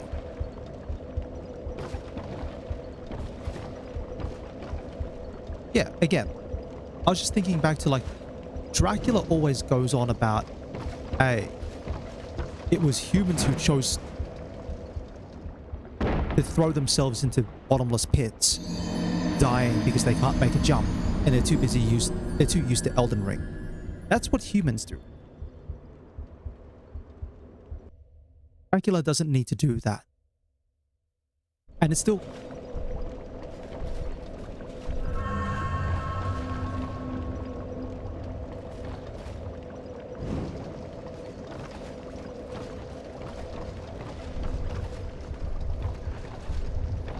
Needless to say, the bearer of the curse should not be throwing themselves off cliffs.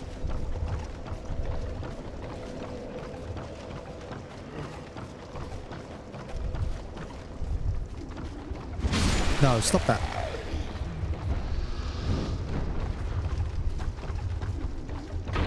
Yep, there was the fall. Oh, come on. Seriously, there's an invader here?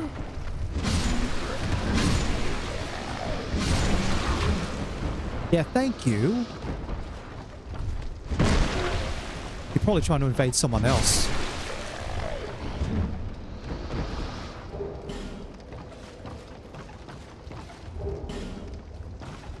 The funny part is, if I get invaded, they're gonna earn like no souls.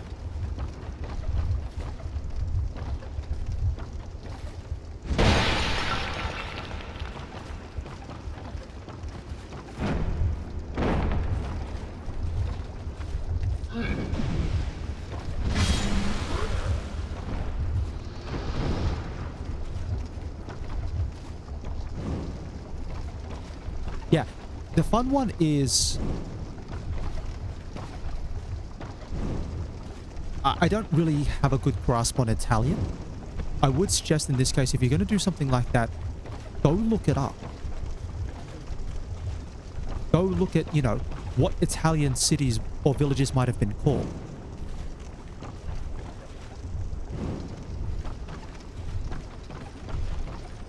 I guess the other question you might consider is if 6 is a lot, and if you're expected to go through 6 fights or 6 bosses before doing so, they'll all need to be different in some way.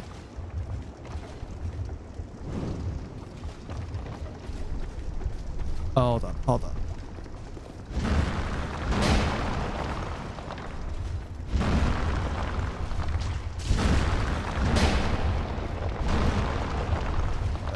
Break all these statues. I can't remember if this door requires me to be human or not. It's locked. Does it require me to be human? I'll pop one anyway. That leaves me with 15 to go. No, it's just locked. I can't remember what key that is.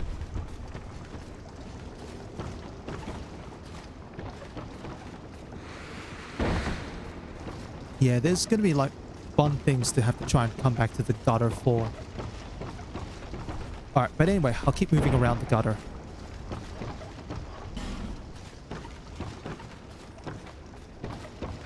Go this way.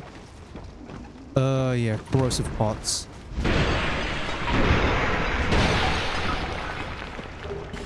Yeah, I mean, that'll be the case. But I'm thinking purely from like the perspective of,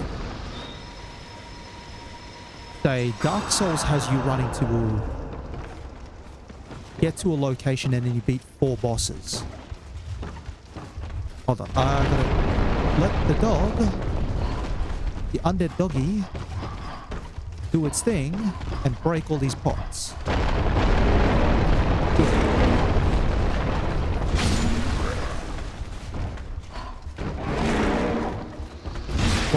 2, 3, 4, 5.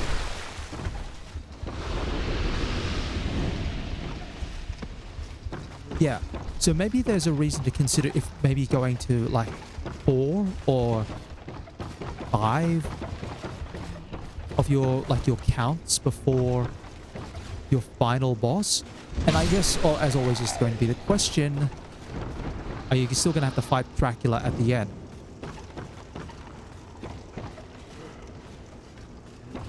Because if in a Castlevania fashion your Dracula is your main endgame boss,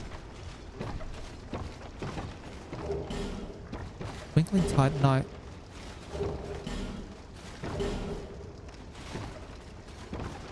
And then you have to plan around that, right?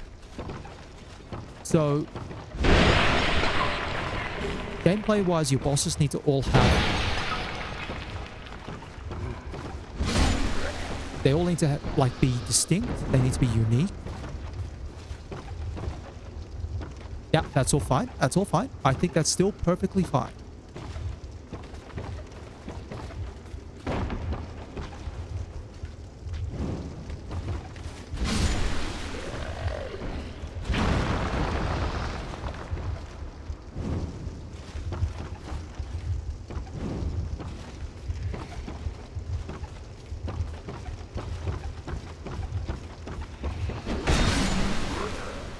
I forgot how much damage those guys can do.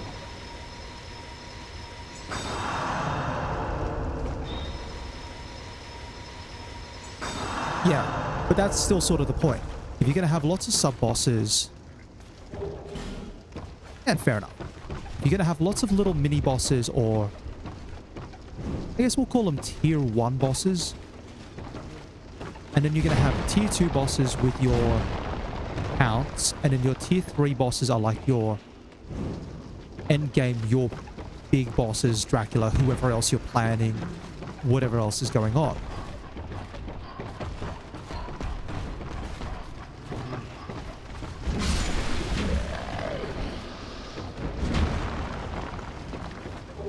So for a Metroidvania Souls-like game,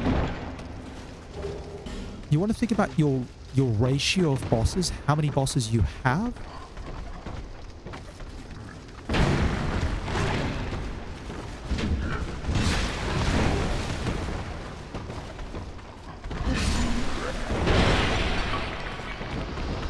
So I guess the question is, have you ever played games like Hollow Knight? A Hollow Knight or Ender Lilies, Death. Oh, I mean, that's the funny part.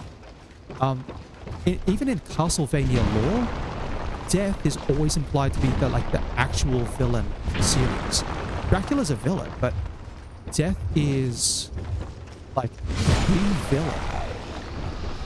Because Death loves it when Dracula comes around, so Death does a lot to try and plan to have Dracula around the place.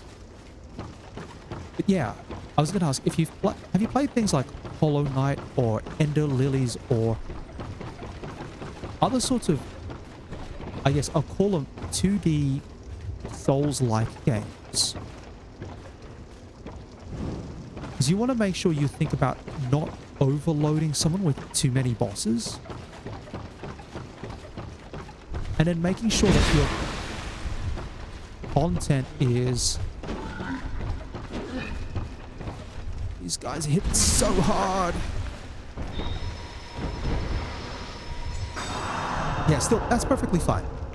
If you played Hollow Knight, have a think as well, just in your own time, about how many bosses Hollow Knight has and sort of how it paces things out with the bosses. Because, again, this is a fan game. There's no harm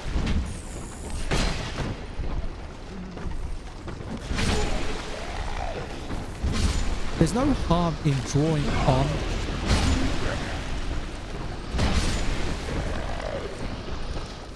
hold on, let me finish my sentence. Thanks, Dark Souls. There's no harm in drawing on what other games have done in order to get a feel for... Can you like, stop stink bugging?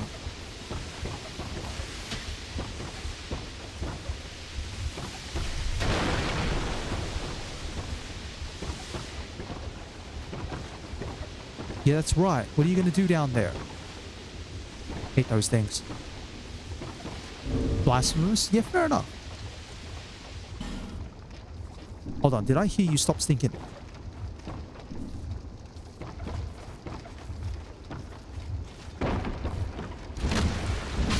Yeah, that's right.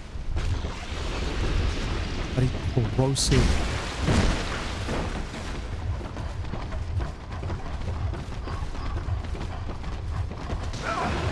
Oh.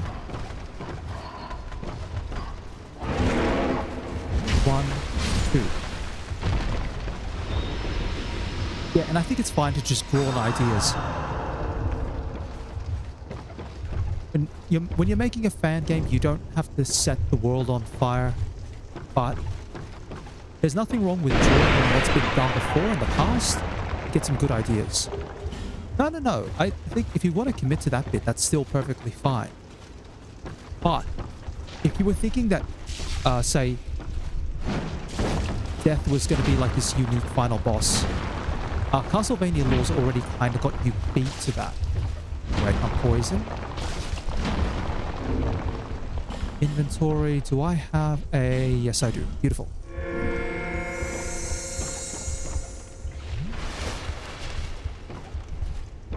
Yeah, Castlevania's already got you beat to that. So yeah, if you really wanted something unique for the final boss, have a think about that one. But the other thing that you could do as well, do you have an idea in mind for how you're going to make your game? So that is like what game, I guess, like what engine you're going to use. If you started developing like test areas, stuff like that. Yeah, that's still perfectly fine. But the other thing as well that can really help with this process is just the slow thing of, yeah, actually just... Oh, I love the fact that you can do this. You can actually walk backwards through the fog gates. But yeah, just slowly working your way through.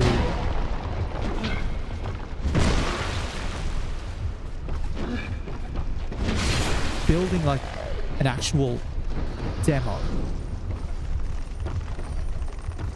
Sitting down, even if it's just like a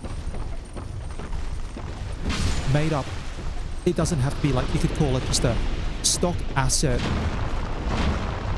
But all you're doing is, let's say, just testing out, hey, if I've got a 2D stock asset and I have it move around in this 2D world, and you learn your engine. And that's always the big one that can really help out with, really help out with actually getting those creative juices going. Because when you understand what the game engine can do, then you can start getting a feel for, right, now I can do this. I've learned how to make the character jump. I've learned how to make them attack. Let's try putting in my own weapon, for example, and seeing how that goes.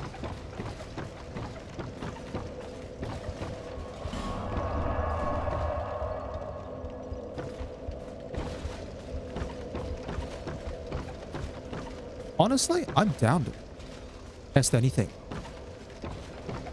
Hold on. Just making sure.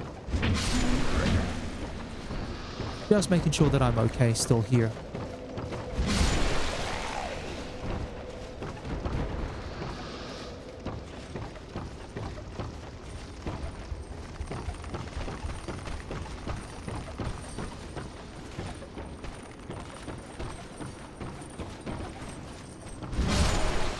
Yep, okay. Now good. Now good.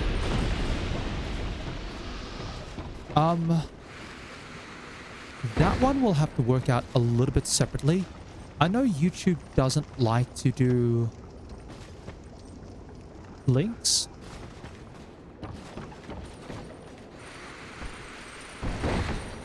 But yeah, YouTube doesn't really like to play around with links like that. Oh, sorry. Just have to adjust my headphones. But I guess what you can probably say is maybe when you're at a point where you feel like you've got, for example, a grasp on the kind of the world that you're building. I don't, sorry, that's not right. That's not right at all. Let me correct that. When you've got an idea of the game, so the really good point in like the very early alpha style thing is your character can move, your character can jump, it can attack. Maybe you have like a basic enemy or something like that. Nothing has to be looking like a game.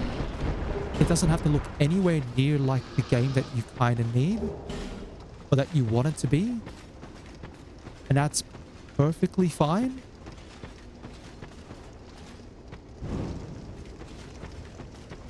Where's the chest with the...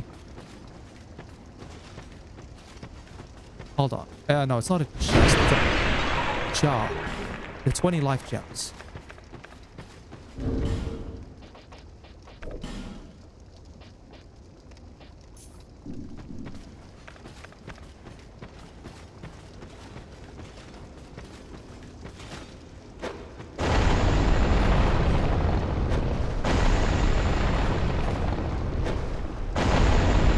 There we go.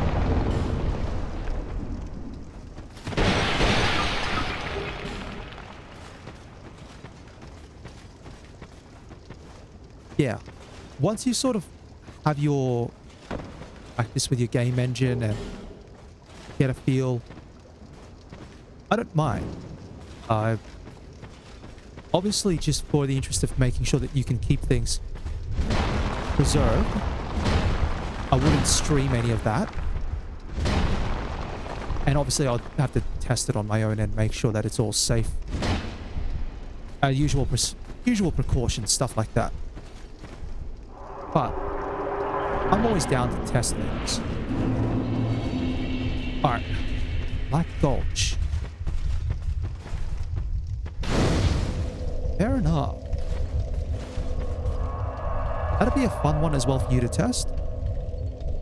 You can set a control scheme, but then always have a think. And again, comes down to understanding the game engine. Being able to go, hey, what about if someone wants to rebind controls?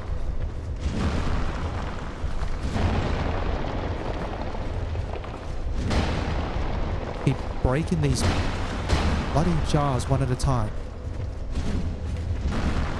Poison statues and everything else.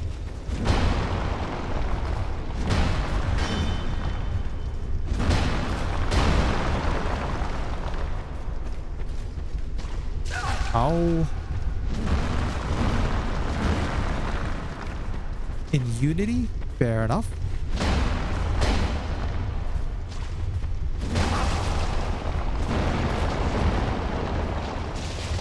I'm already poisoned.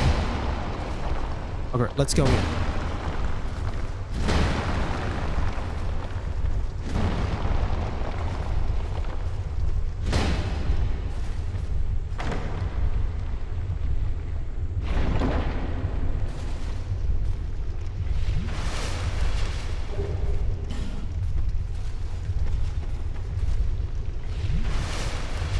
I think I just lived. I somehow managed to live.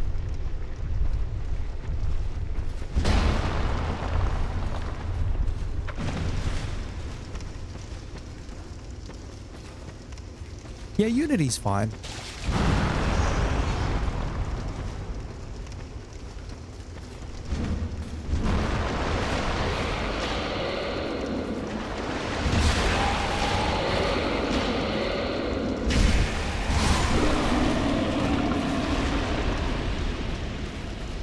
Oh, that. There we go.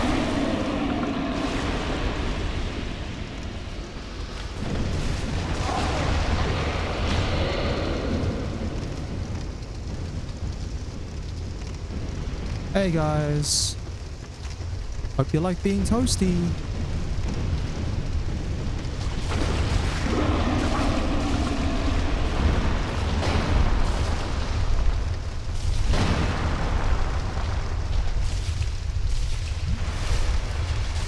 Yeah, Black Gulch is like...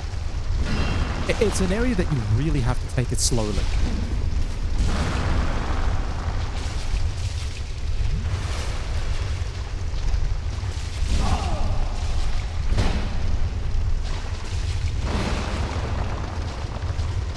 That reminds me, how do I get up there again to where you are?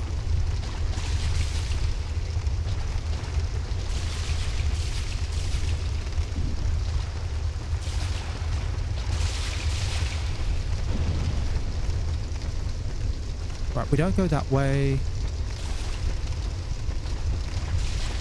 I will summon this guy. So, just again, reminder, Scholar of the First Sin adds more NPC summons. Yeah, Rodden's actually pretty straightforward. It's kind of hilarious how...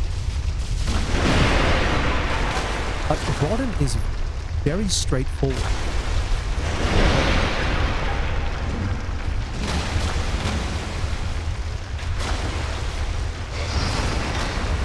In fact, Rodden is like such a straightforward boss that I think in Dark Souls speedruns, I'm going to summon Bashful Ray as well. There's a Scraps of Life.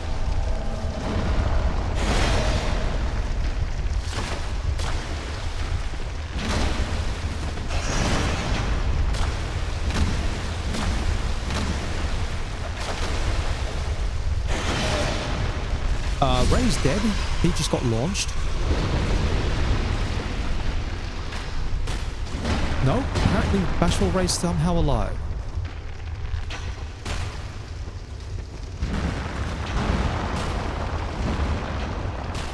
Yep, see, Bashful Ray's alive, right down there. Although it is locked, which means, unfortunately, we are all trapped.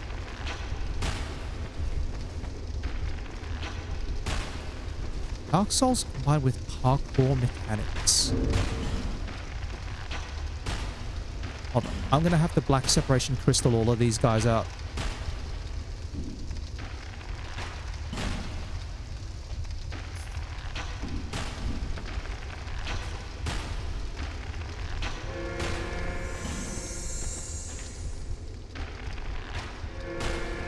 Yeah, I'd think carefully. I could understand the appeal of, for example, wanting parkour mechanics. But you have to think about what maybe you're going to get in terms of value.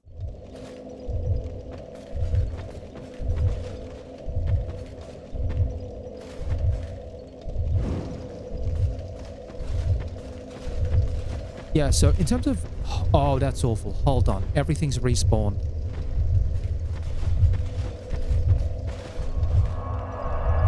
Hold on. Sorry, just a moment.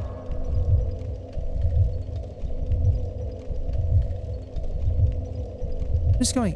Do I hear a thumping? Oh, now I also remember I need the King's Ring to get access to a bunch of those doors.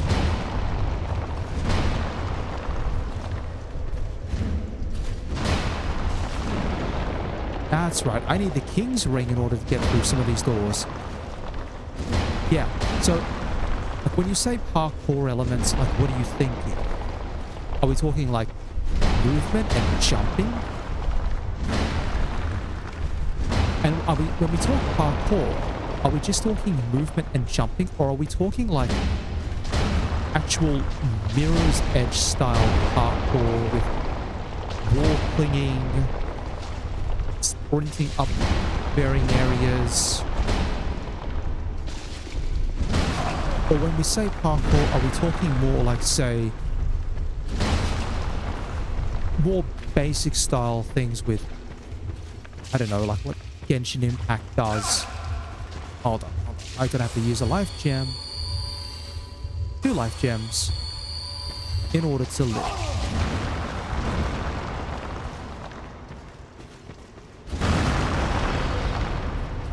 Yeah.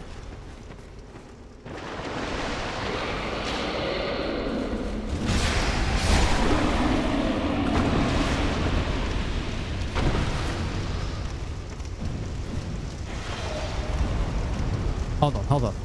That's fine.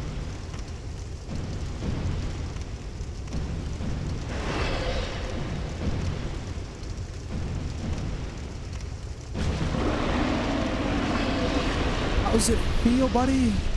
Getting burnt from the wrong fire. From the wrong oil pit.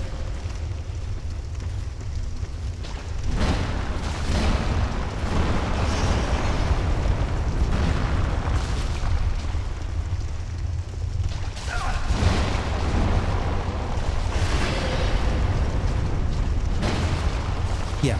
So that's the sort of thing where, again, it comes down to how you kind of want to think about your actual game design. But, and that's another thing maybe where you halt. You want to make sure you get that right on the alpha. Or like on one of your early alpha builds. Because if you want to have that sort of parkour element with running and jumping and climbing up walls and stuff like that, you want to make sure that people... Hold on. See where I'm going. You want to make sure that that's all sort of functional.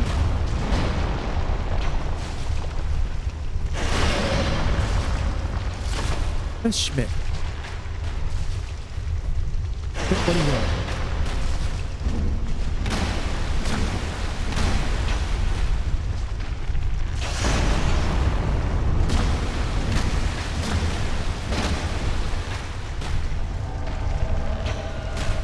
An alpha doesn't have to look pretty, but yeah.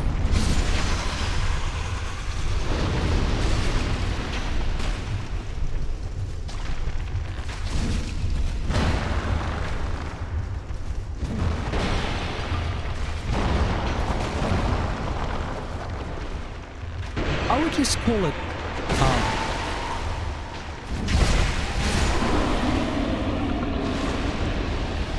hold on. NPC invader. And another one. That's right.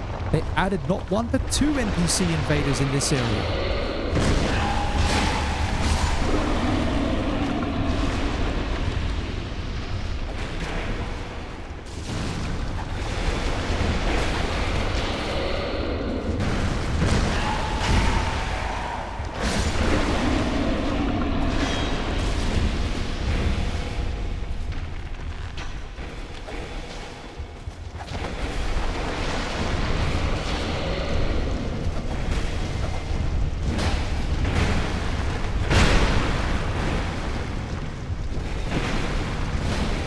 This is a chaotic mess. This is absolutely madness.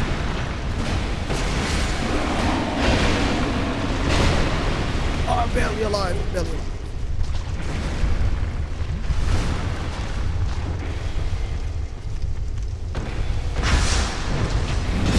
There we go. Yeah, I'd say it... I don't know if I would think of it necessarily as unique from the perspective of a Castlevania game, or would I think of it as, say, different?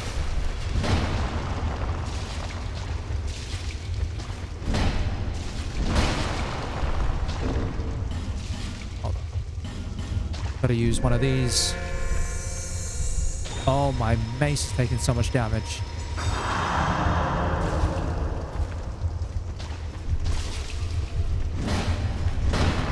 I think what I'm going to do is I'll keep these two guys around for the moment, but I'm going to summon Lucatiel for the Rodder. My mace is getting damaged. Again,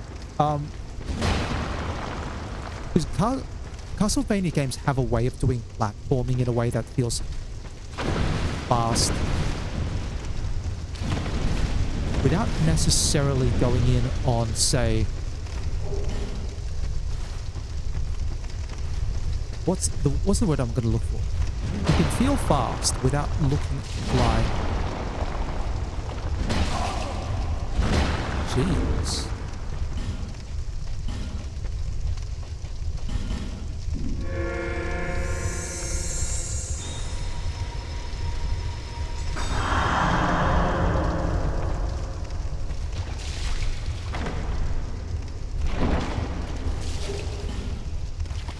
Alright, cool. We're good. The bonfire before the rotten boss. Yeah, that's what I was going to do now. Because you have to go there to meet Lucatiel anyway. But I'm just mindful that when I go to that bonfire, the statues will stay broken. Hold on. That's right. Follow the first sin change. They put a petrified undead in front of the hallway that leads to the bonfire before the rotten.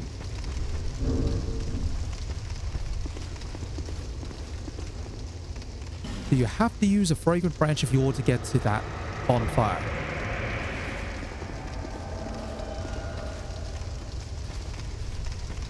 And I just got invaded by another player. Yeah, no, buddy. Buddy, no.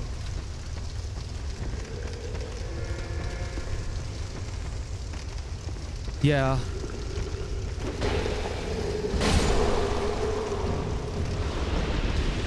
That's funny. I've been invaded twice so far, and in both cases, they've all sort of pulled out.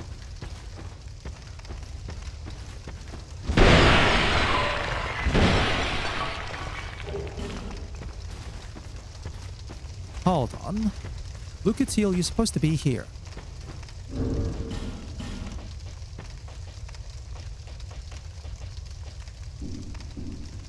Equipment. Lucatiel, where are you? What am I missing?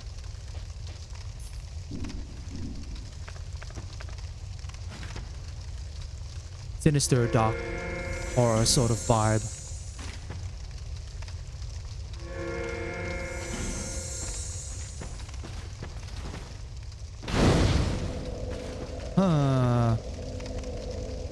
I think Lucatiel's in a slightly different area. Let me remind myself.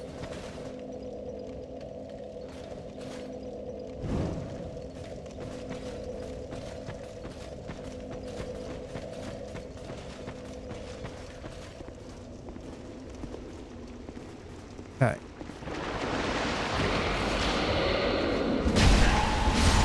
Yeah, thankfully all of the statues are broken. I swear Lucatiel is meant to be in that area with the bonfire. Why are you not here, Lucatiel?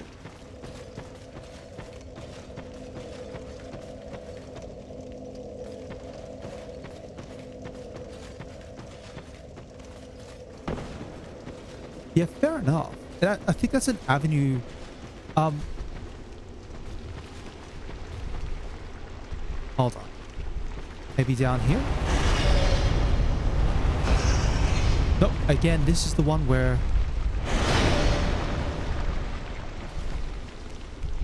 fall down there, and then I fall down here.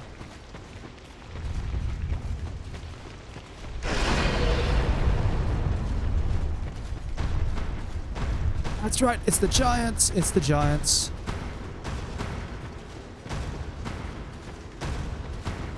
Let me just go here.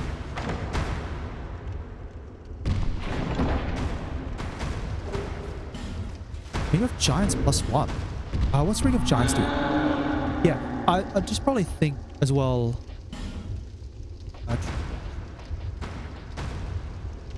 Increases poise. Yeah, that's all good. That's all good.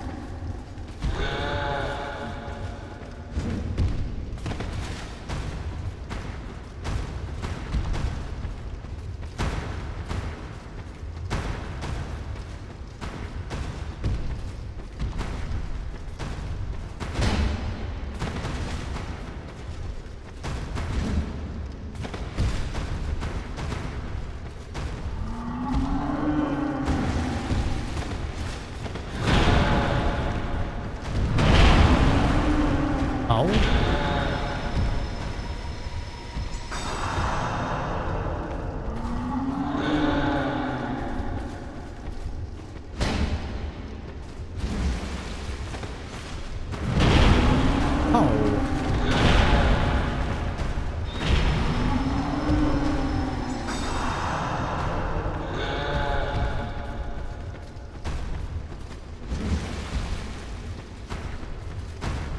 Okay, couple more hits. Couple more hits.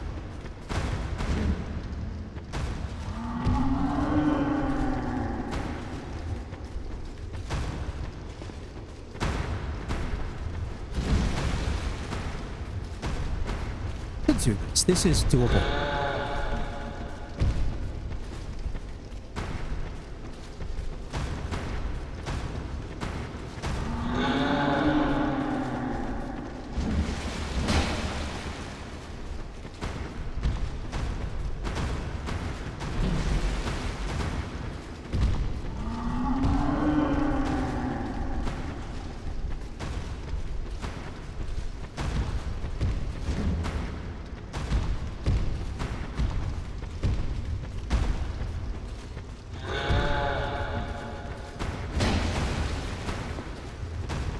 Alright.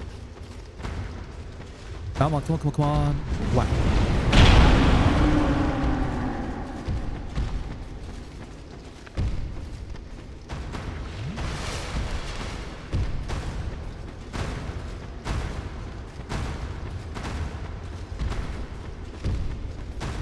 Safety.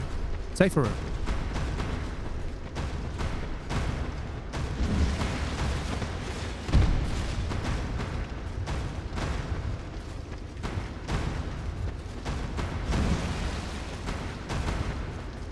I think that's going to be what? Maybe 4 more mace hits to take out the one giant.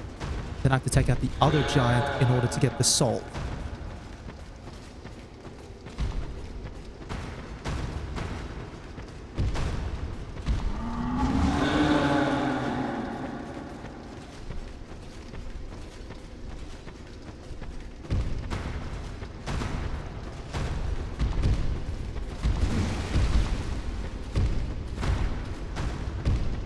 I think it might actually be 1 more hit.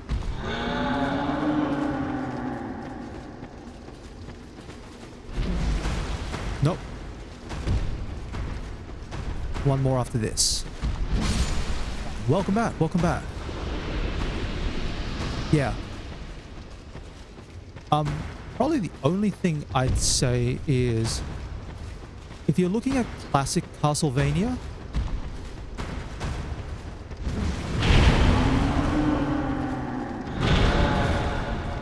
if you're looking at classic Castlevania, maybe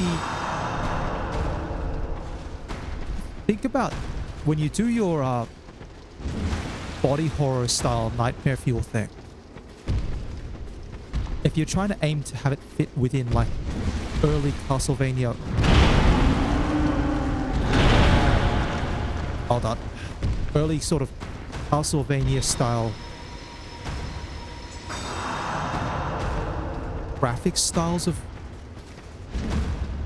horror, or if you're more willing to just sort of do your own thing in that sense. Buddy, you're gonna have to stop wiggling.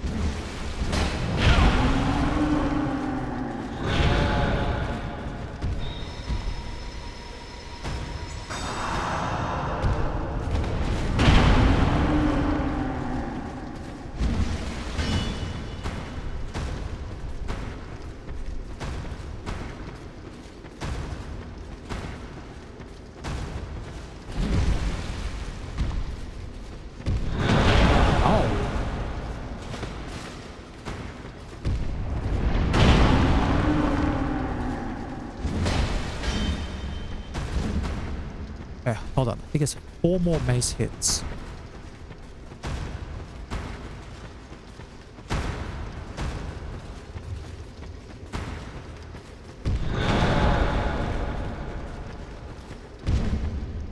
Missed.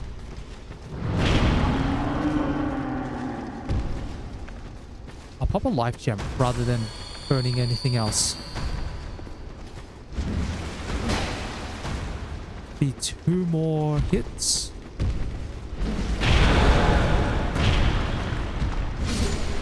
I think I'm good.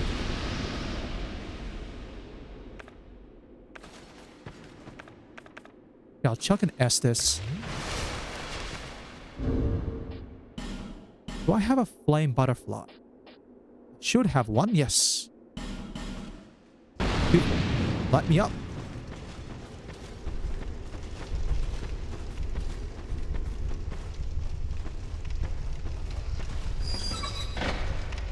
Oh, I forgot about the item down there. Yeah, and when you think about creepy vibes that'll creep people out,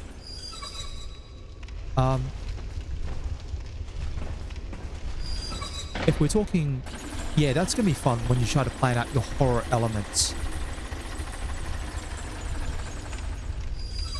Actually, no, I didn't forget it because I'm looking at that area and going, yeah, no. I've got the forgotten key.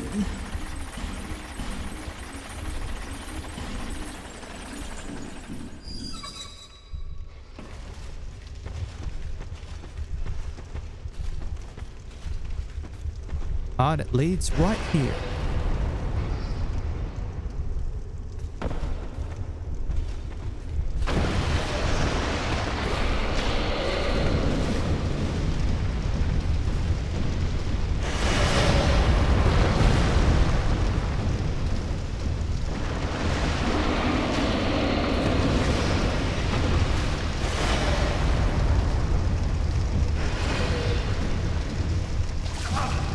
Oh, what the heck?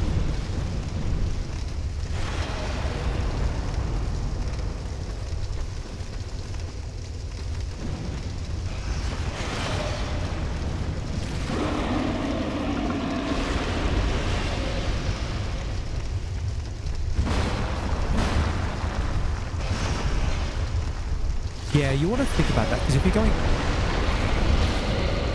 16-bit or like 32-bit or whatever it is, you have to kind of, I guess this applies more to when you think about horror. What's your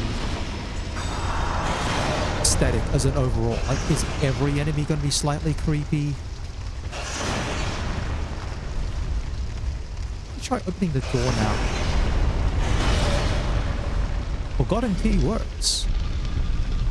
Hold on. Are we at the area with Dank Diver? We are with Dank Diver. Beautiful.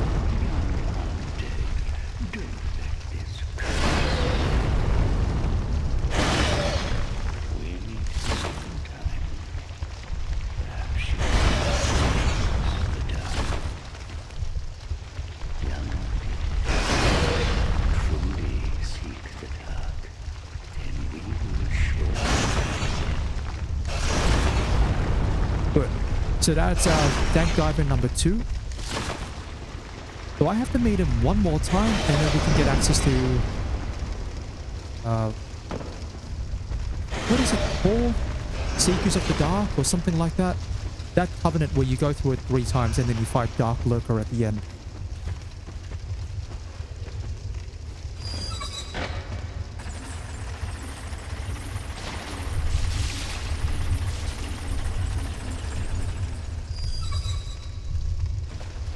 Fair enough, fair enough.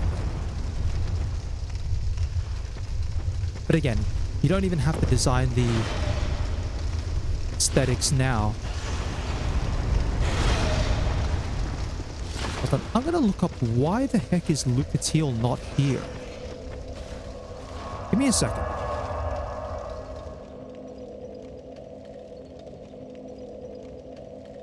Why is my Lucatiel going missing?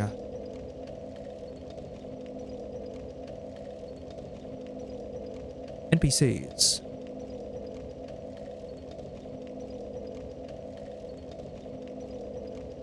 Lucatiel, you are supposed to be here.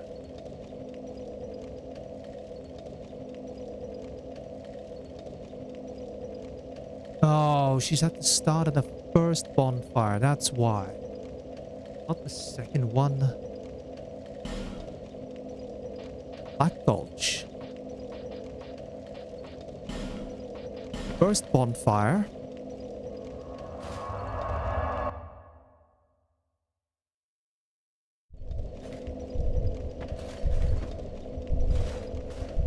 Torch.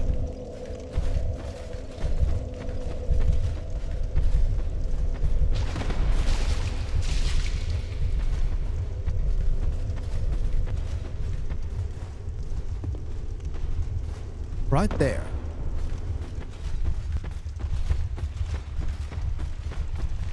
There's Lucatiel.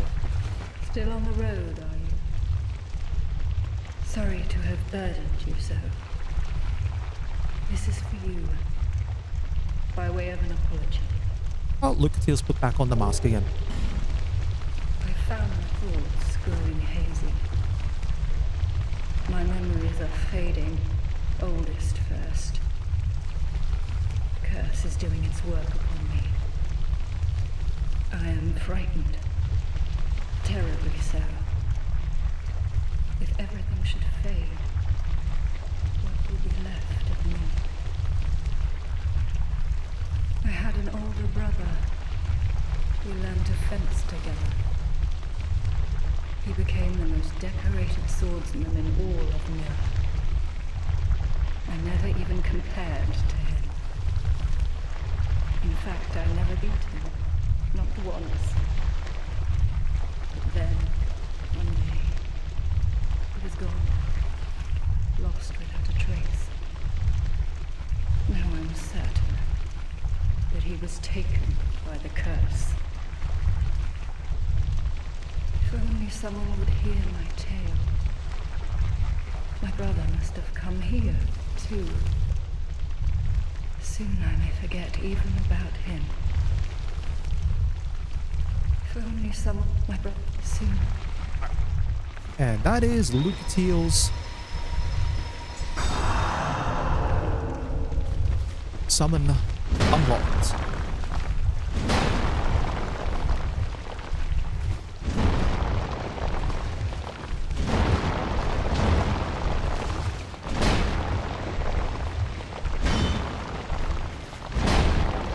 I should be able to just theoretically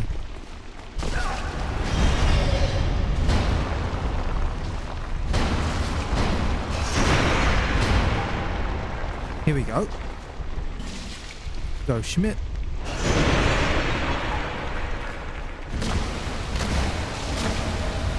I might actually try this with like a full pool of NPC summons.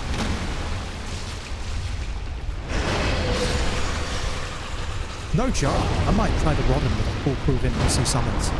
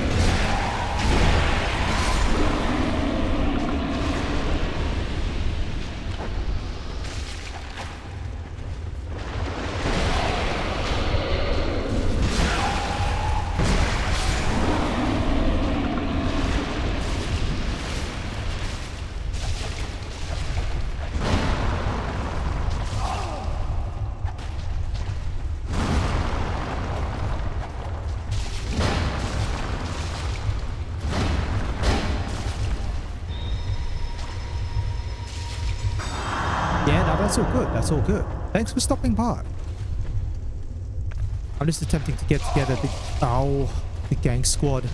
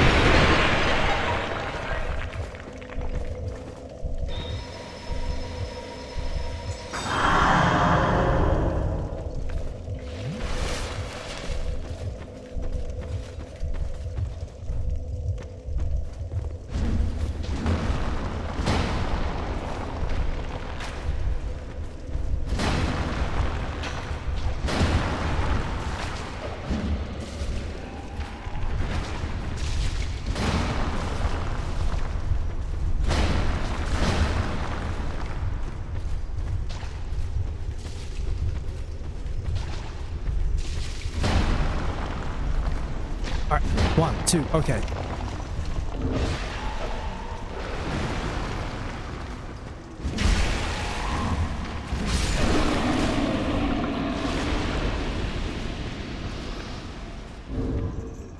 Inventory, what do I have? I want to use a... I want to use an amber herb now.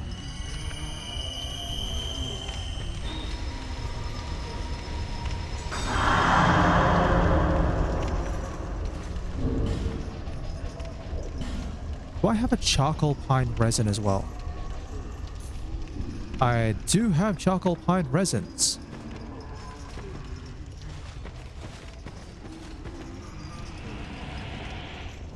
Let's go.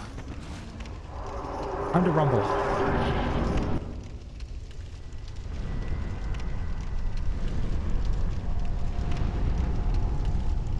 Boss number 4, the Rotten.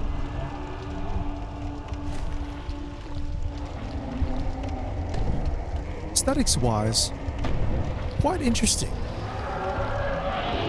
It's as much a throwback to Demon Souls with some of its boss designs. I'm thinking most I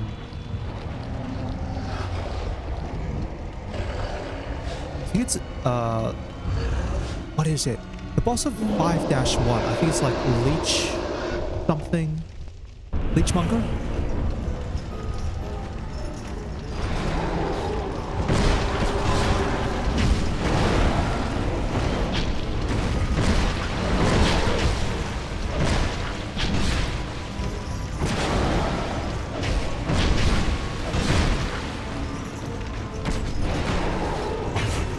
Yeah, I think it's like Leechmonger's design.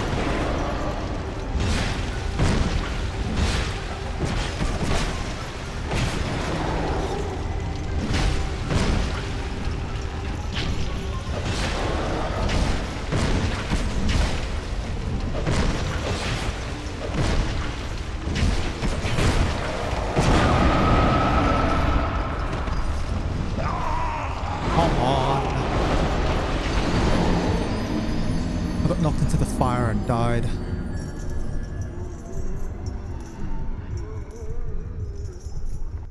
At the very least, Lucatiel summons like right nearby.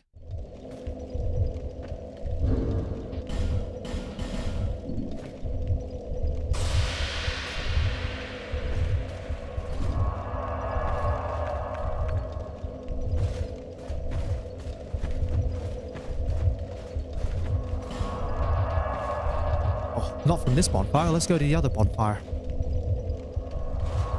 Oh, someone's packing. I think it's the Ivory King's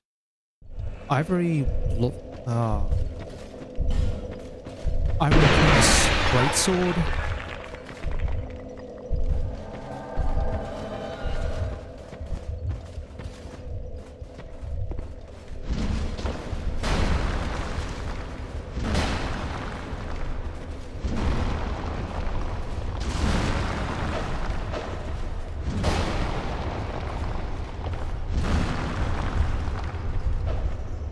Lucatiel, come on, this way, this way.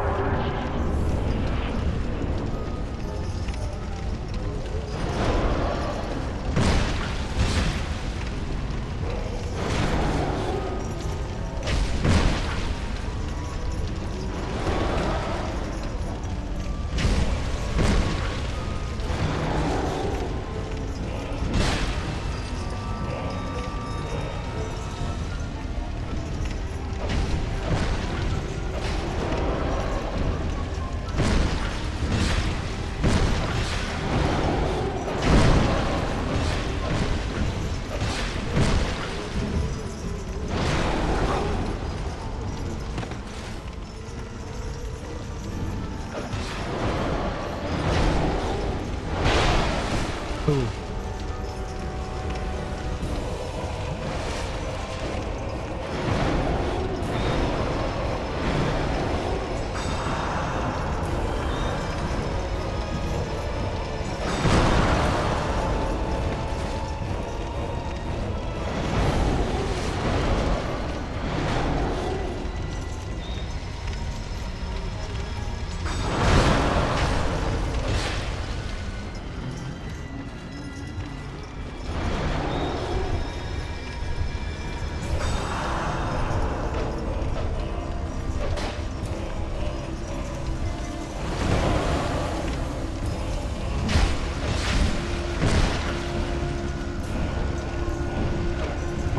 the Rodden now.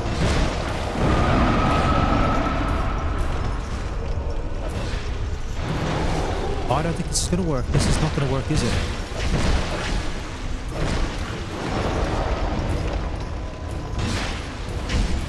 As I can get the Rodden's attention.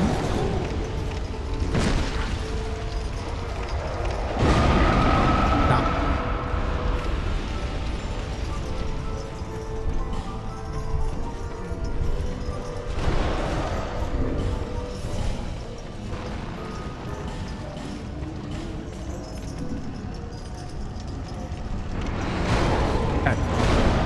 Alright, I have to use one of those. Get it out.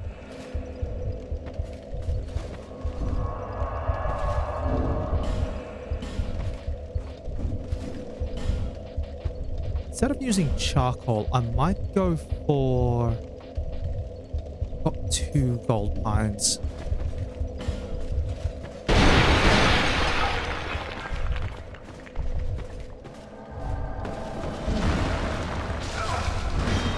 Gold pine could probably work.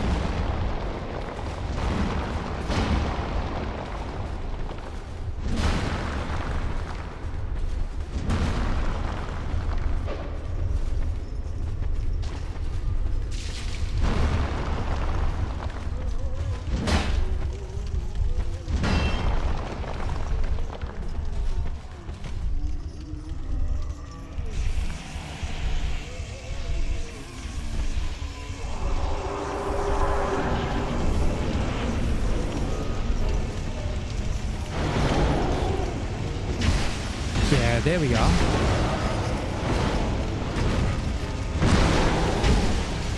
Old pine's doing a lot more than the charcoal.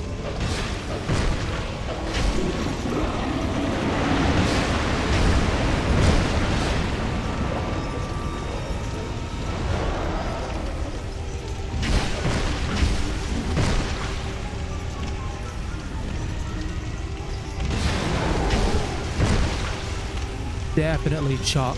Definitely gold pine. 2, 3.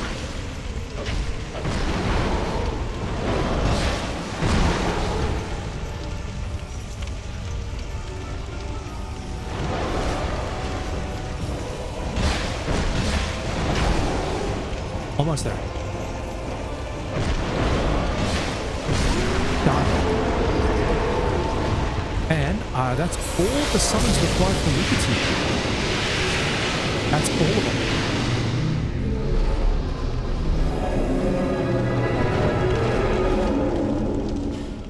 Fire seed. I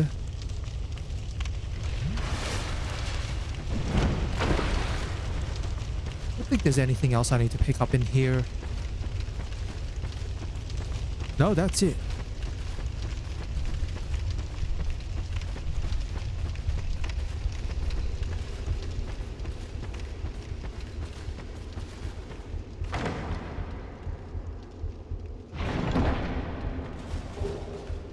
I should find something. I think it's more stuff to throw into the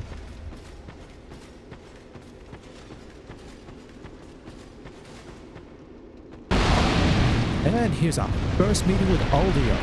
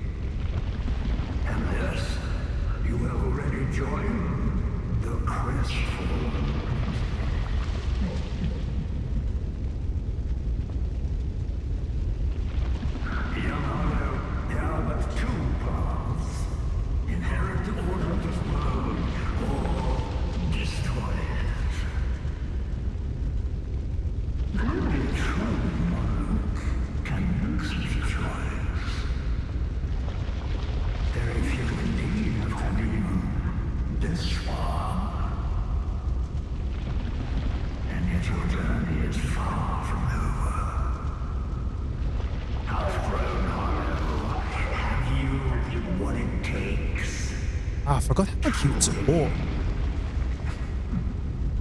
Aldia talks a lot. Young Hollow, seek after Vendrick. He who almost became a true monk. And Vendrick is certain to guide your way. Fledgling Hollow. I feel like with these voice lines, how they've done it here.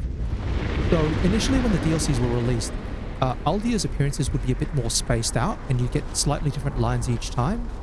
So 1, 2, 3 appearances. But now when you just get there, you kind of get all of the... Yeah, I don't have the item to get here, do I? Sunken King DLC. I don't think I have the item required.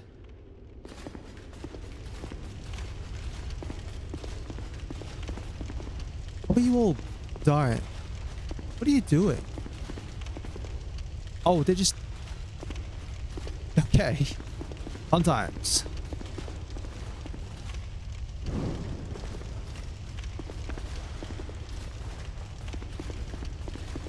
Yeah, I don't have the DLC required items.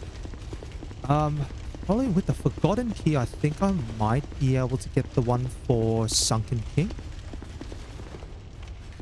I have to start poking around. That's pretty good progress, though. That's all 4 Lord Old Souls acquired. Therefore, I can now go to Drang Lake.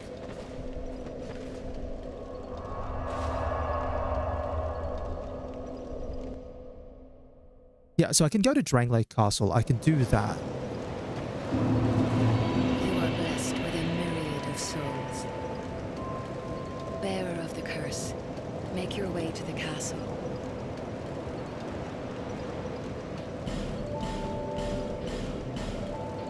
Over the hill and past the forest is the king's castle, where a man peered straight into the essence of the soul. But whatever came of it,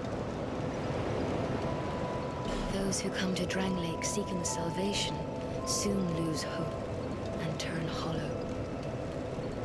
It happens to them all, sooner or later.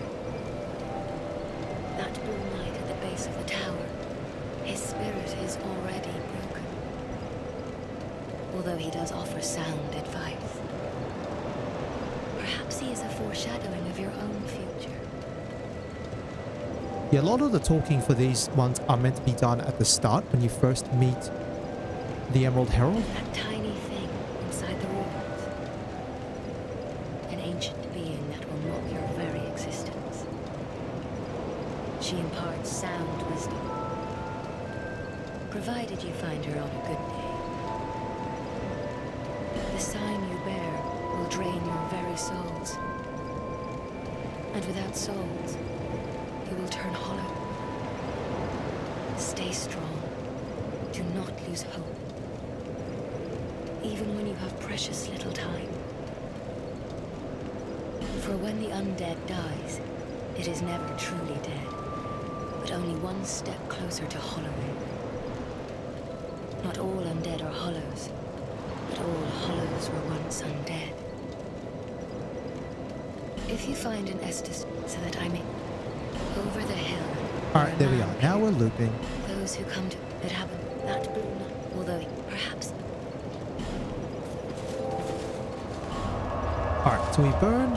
Oh, I can actually burn 2 sublimes.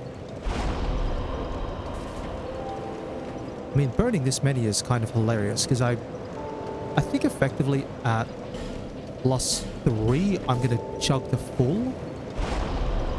I'll take +4.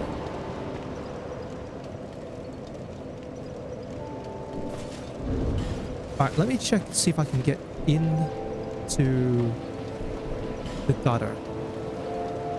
Not the gutter,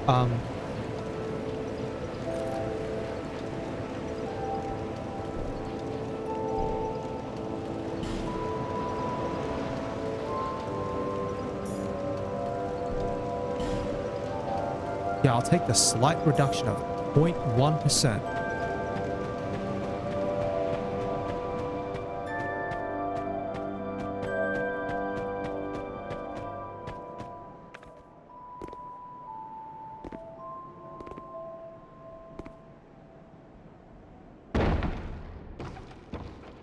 Jug and Estus plus 4. That's alright. That's alright.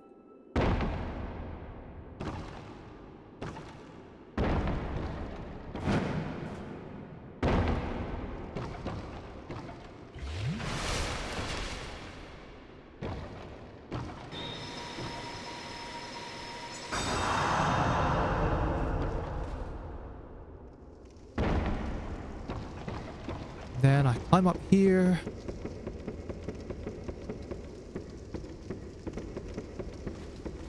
I have the right key. Yes.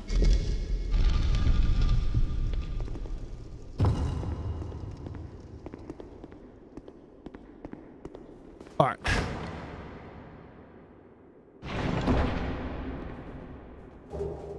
right. Great lightning spear. I think that's actually just over there on the body is the item. Which tree branch and which tree bellvine are casting tools? Soul Vortex. The Dragon Talon.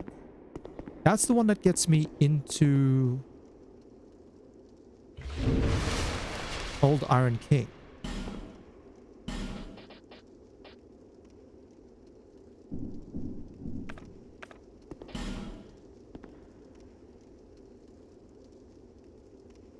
That gets me to Old Iron King DLC.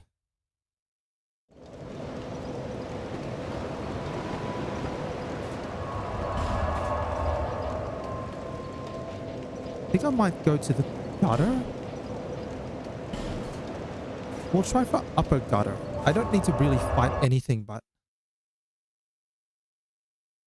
might just have the mace on hand, just as in case.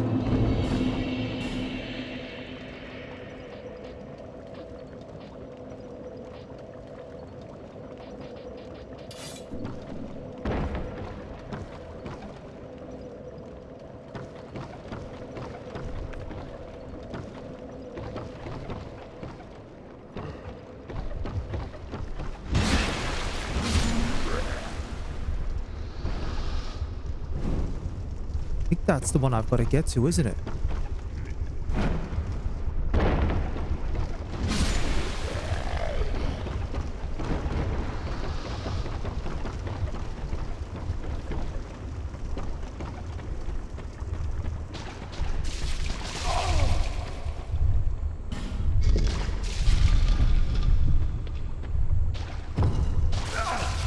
Oh my goodness, this is bad.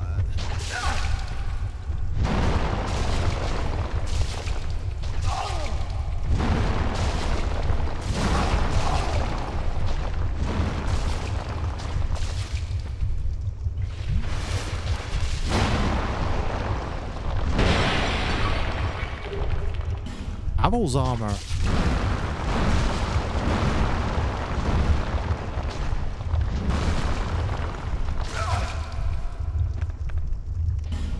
Ah, alas, that's not what I'm after.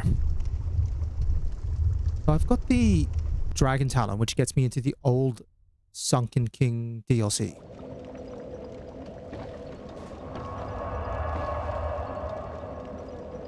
Now I need to get the other items.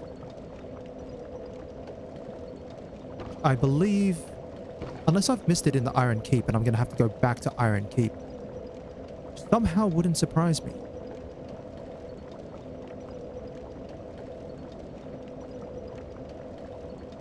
Let me have a quick look. Items and armor. Keys.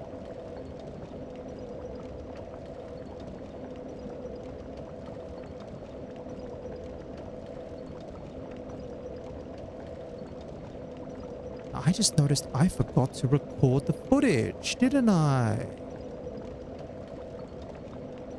I forgot to press record.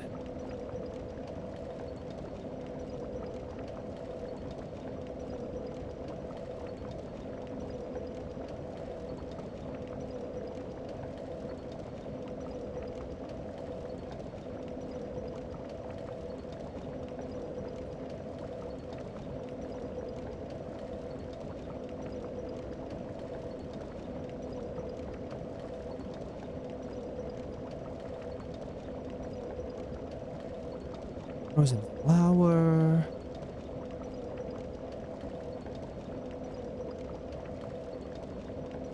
Oh, that's right. It's Forest of Fallen Giants. Might as well get the key. Travel. So it's actually...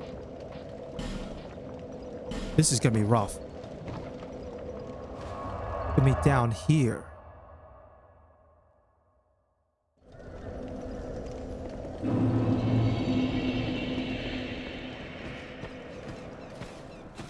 So the easiest way I think for me to get there is down this way.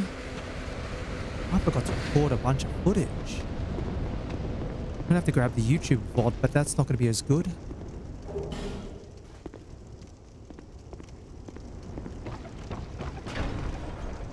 I think it's one of those keys.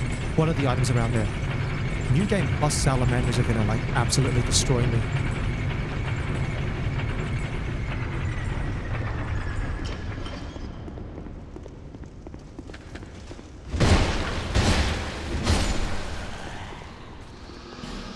Thought I've got the key.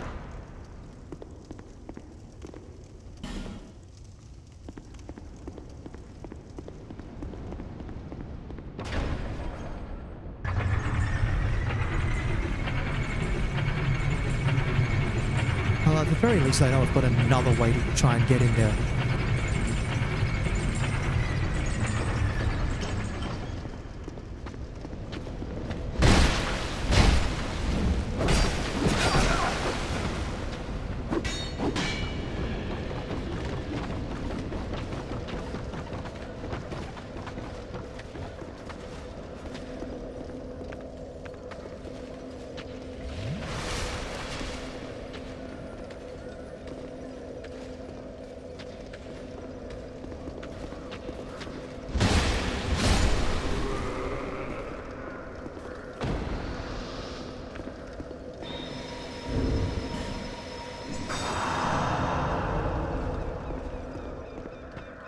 Okay, so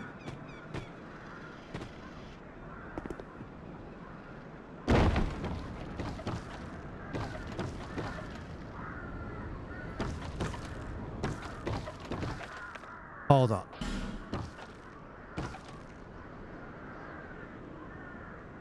Hold on. That's not the way to go. The way to try and get into that pit is...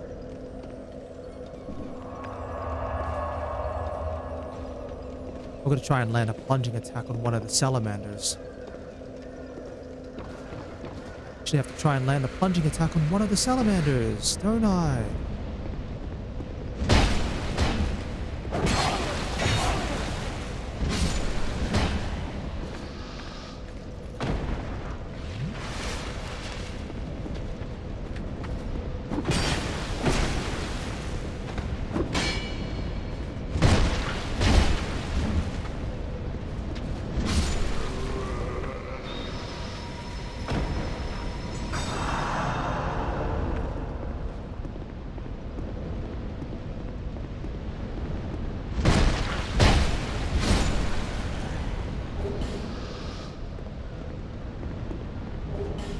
Okay. So I should be able to open this door.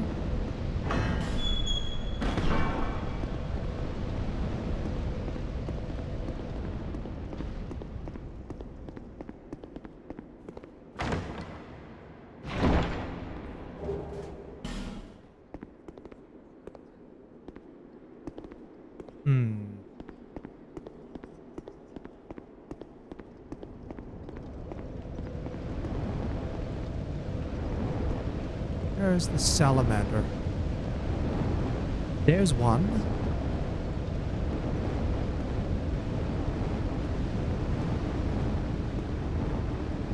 The other way I can try to do it is land on the rubbish. There.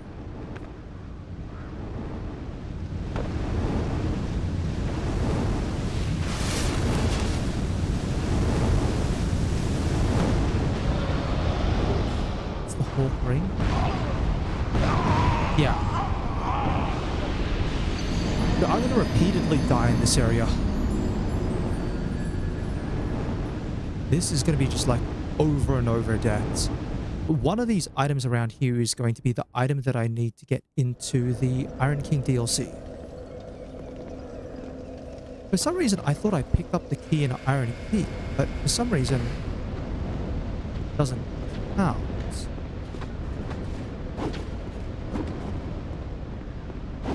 Up, down. Oh, I slipped. See, this is what happens when you fall off and you land the wrong way. You die. You can survive the fall if you land on the rubbish. You do not survive the fall if you land on the ground.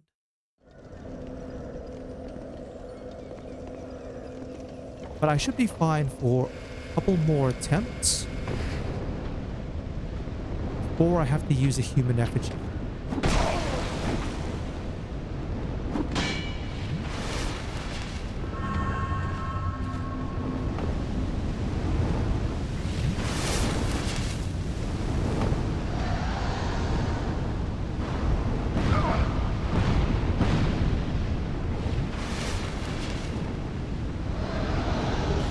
Yeah, beat the Rodden. I'm just trying to get keys for the DLC items, or for the DLC areas. Yeah, that's gonna be rough. That's gonna be rough. Also, welcome back. And while you were gone, I realized, while double checking the time, so one thing I've been doing with these challenge runs is I normally record the footage in my own time, like on my own end, but I actually forgot to record like nearly the first 3 hours of this particular stream. So now I have to get the YouTube VOD, which is going to be in a lower quality.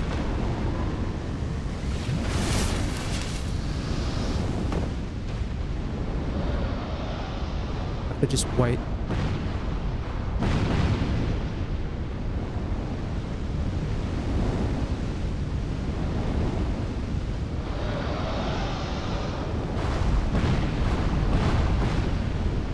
Go, go, go, go, go. Open, open, open, open. Darn it, that's not what I need. That's not the one I need. I think I've got everything. Yeah, I beat the Rodden. No. So in Dark Souls 2 Scholar of the First Sin, one of the keys to the DLC areas is down in this salamander pit. Now, just for reference,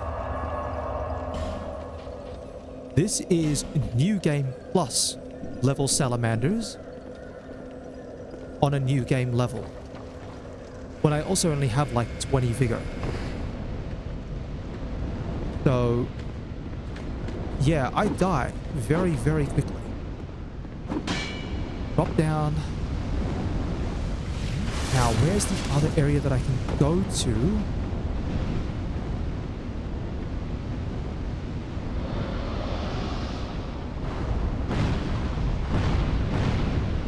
Where's the other area I can go to?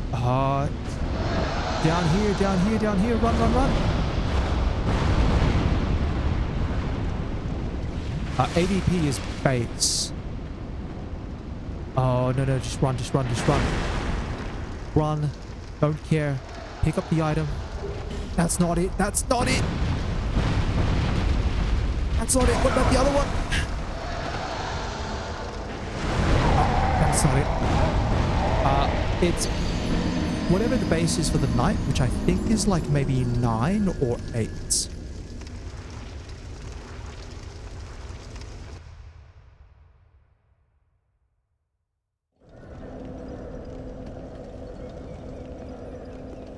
Yeah, let me have a quick look at the status. Actually, that's even less. I have 4 adaptability. I have exactly 4. Yeah, I had to allocate all of my points into health. Doesn't matter. Doesn't matter. I had to allocate... Yeah, that's what you get. I had to put all my points into vigor when I allocated my levels. So aside from getting whatever I needed to wield the mace in one hand, I had to spend... Well, considering that this is like a stage name...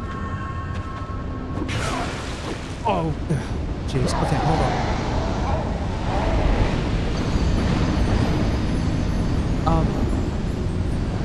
The other name that I use is William.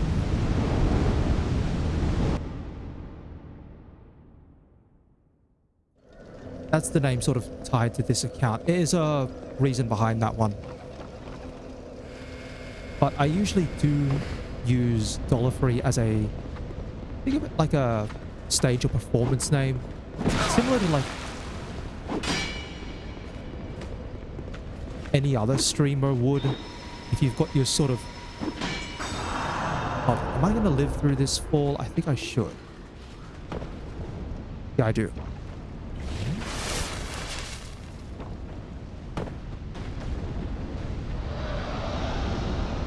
Hold on. I just need to bait out the attack.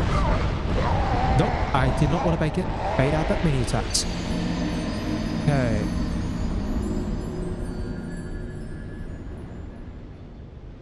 Still one more item that I need to check, and I need to get to it.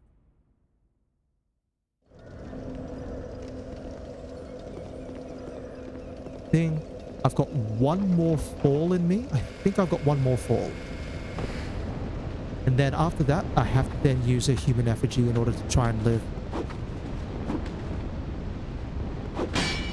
Okay. Yes. But when I am streaming, I do prefer Dollar Free, just to let you know. Again, it's just the purpose for separation of identities.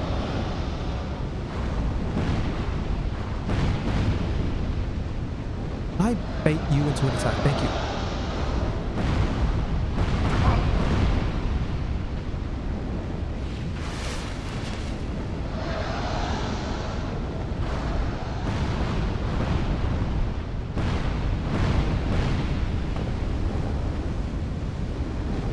That's all good. Thank you very much for that. But yeah, I don't mind answering that one. Gotta go this way. That's the one, I think. That's it. That's the item. Oh, goodness. Oi. That is rough.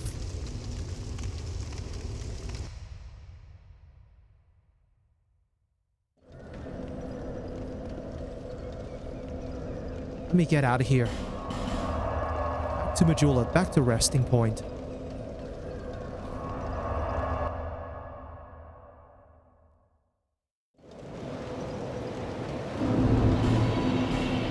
Alright. Hey, no, thanks very much for sticking around. I'm always happy when people are around to talk. And it's one of those things which is like, it makes the experience better. It's being able to go, hey, I've got someone to chat with. What shield was I using? The Blossom Kite shield. Drang Lake Mail. Then I set the ring up and I go... Ring of Blades. Other rings. Ring of Restoration gradually restores HP, but I'm fine on that. Yeah, I want the Southern Ritual Band +1.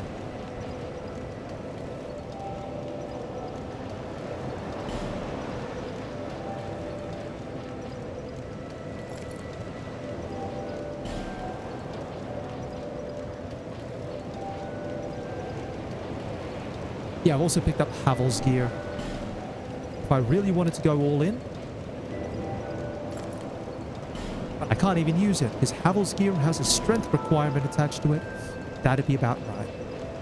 But yeah, I think I'm going to wrap things up fairly soonish.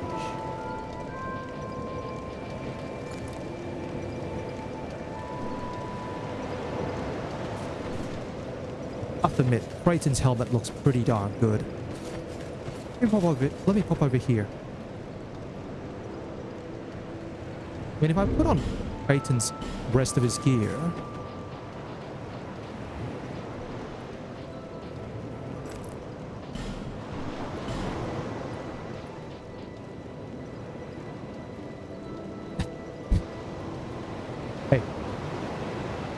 They tell you that?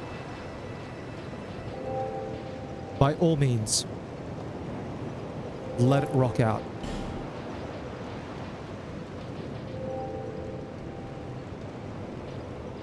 Interesting.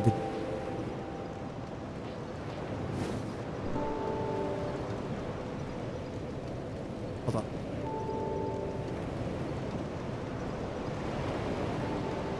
Sorry, had to sneeze there for a second.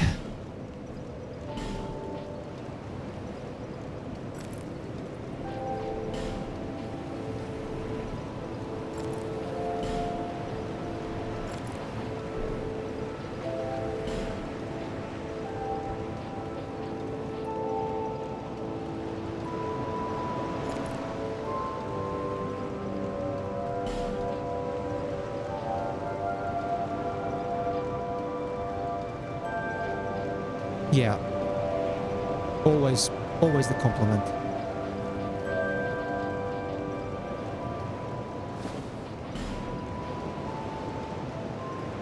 And I think the last one I put on is...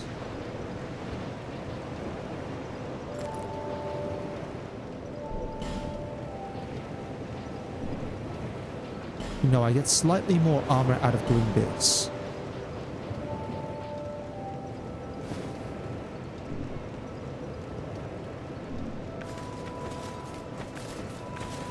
Alright. So, progress-wise, I have all 4 Lord Souls, so now I can go to Dranglade Castle. I also have the DLC areas unlockable for two of the 3 DLCs. Sunken King and Iron King. Theoretically, I could probably go and do those. DLCs are intended to be a...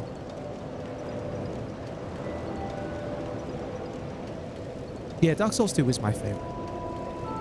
And I'm not saying that because it's the first one I played. No, the first one I played was Demon Souls. Then Dark Souls, then Dark Souls 2. But I think all of the games have their own respective flaws. I don't think any of them are necessarily perfect, and I don't necessarily like ranking them as, hey, this one's the best one and then this one's the worst one. They're all different and unique in their own way. But my favorite is Dark Souls 2 simply because I find I have so many different ways of playing Dark Souls 2 that I can really enjoy it.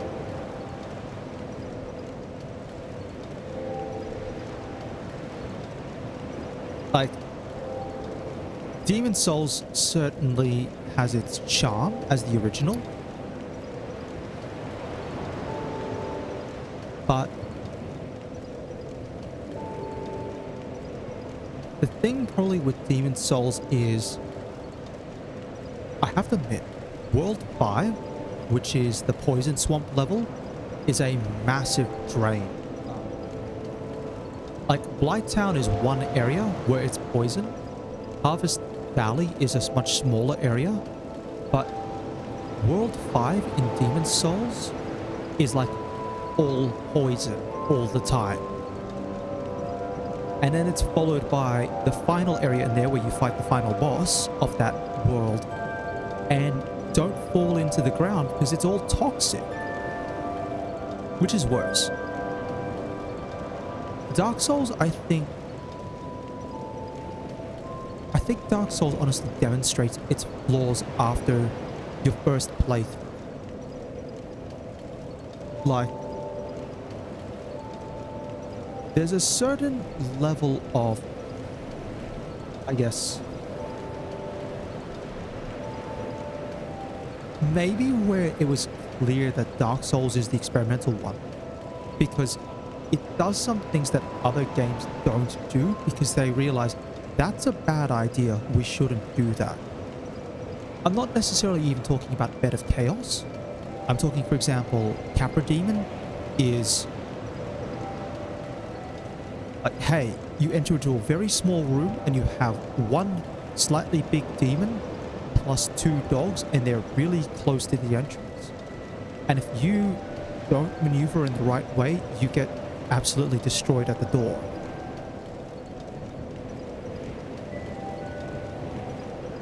No. I don't think Demon Souls is necessarily stale. But I think as befitting what it is, its options are a little bit more limited. And also the jank is through the roof. I mean, if you've ever seen like Firestorm glitching, that's nuts. And you can do that in the remake as well. Firestorm glitching is absurd. Dark Souls, also the amount of healing items you can have. You can have yourself as a host against an invader, and you both have like 99 of varying healing items that heal you either a quarter of your health, half your health, 75, or even 100% of your health. And you can have 99 of each. And that leads itself in terms of PvP towards this kind of gameplay where you go, right, you kind of need to unga bunga someone down before they can heal up, or you need to like make them just want to give up. Like scraping speed builds are notorious for a reason. Actually, I think what I'll do is, you've not seen any of the DLC areas, have you? Yeah, because you're on the base version where you have to buy the DLC separately, but that means you've never seen any of the DLC areas. I think it might be an interesting time to try and show one. Just before I sort of... Ow! Fine. Fine, you get your grab.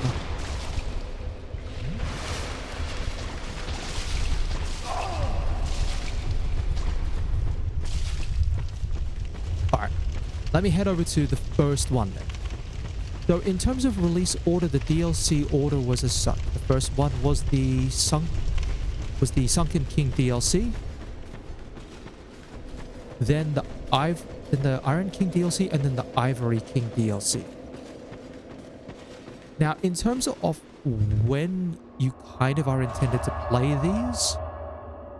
these are intended to be played probably after you go through Drang Lake Castle and meet Vendrick. They're all designed in a way that they are much tougher than the base game. So I have to if I'm playing through these, I have to focus. But I'll show this one off.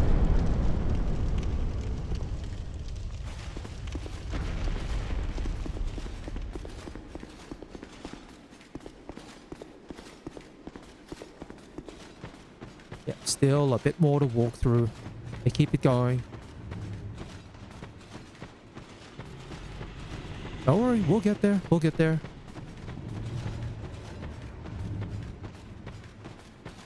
But welcome to Shulva.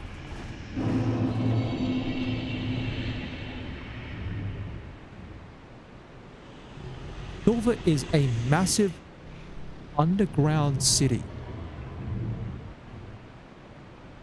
And yes, you do see walkways. You're going to go through all of those buildings. There's a lake down the bottom with enemies down there. They are moving around. They are there. Shulva is an area which is surprisingly... like, all the DLCs are surprisingly large. I think Shulva is actually the smallest of the DLC areas. Yeah. Dark Souls 2's DLCs are actually kind of phenomenal in their own ways. And that's probably just more so to say all of the Dark Souls series DLCs are phenomenal in their own ways. They all do so much. Like, you've been through Artorias of the Abyss, you get so much out of that DLC, and it tells quite an interesting story. All 3 of Dark Souls 2 DLCs do the same thing. They all have their own unique takes, and probably as I play through Shulva, I'll talk a bit more about how this ties into all of the existing lore about Drangley, because there are reasons for it.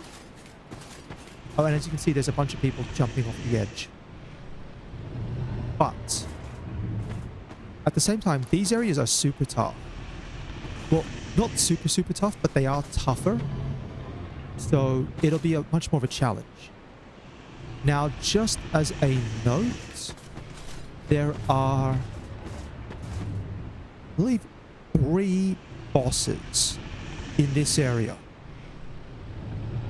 3 bosses that I'd have to beat. Yeah, no, it's 3 bosses. One of which is... Actually, 2 of which are intended to be mandatory for the DLC, and 1 is an optional area. But we'll show things off now. You see this guy? He's a boss. We'll meet him a little bit later on. That is the dragon sleeping.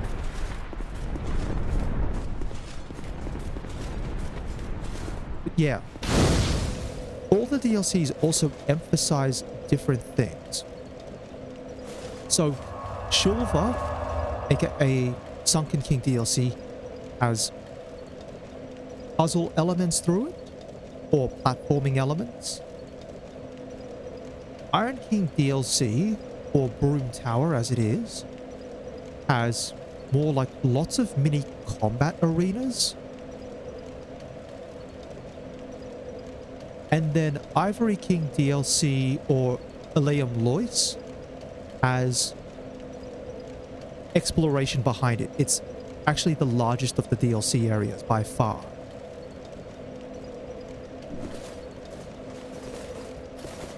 Oh, didn't want to rest there. I might actually quickly try to hop down and show off one of the enemies. Here we go.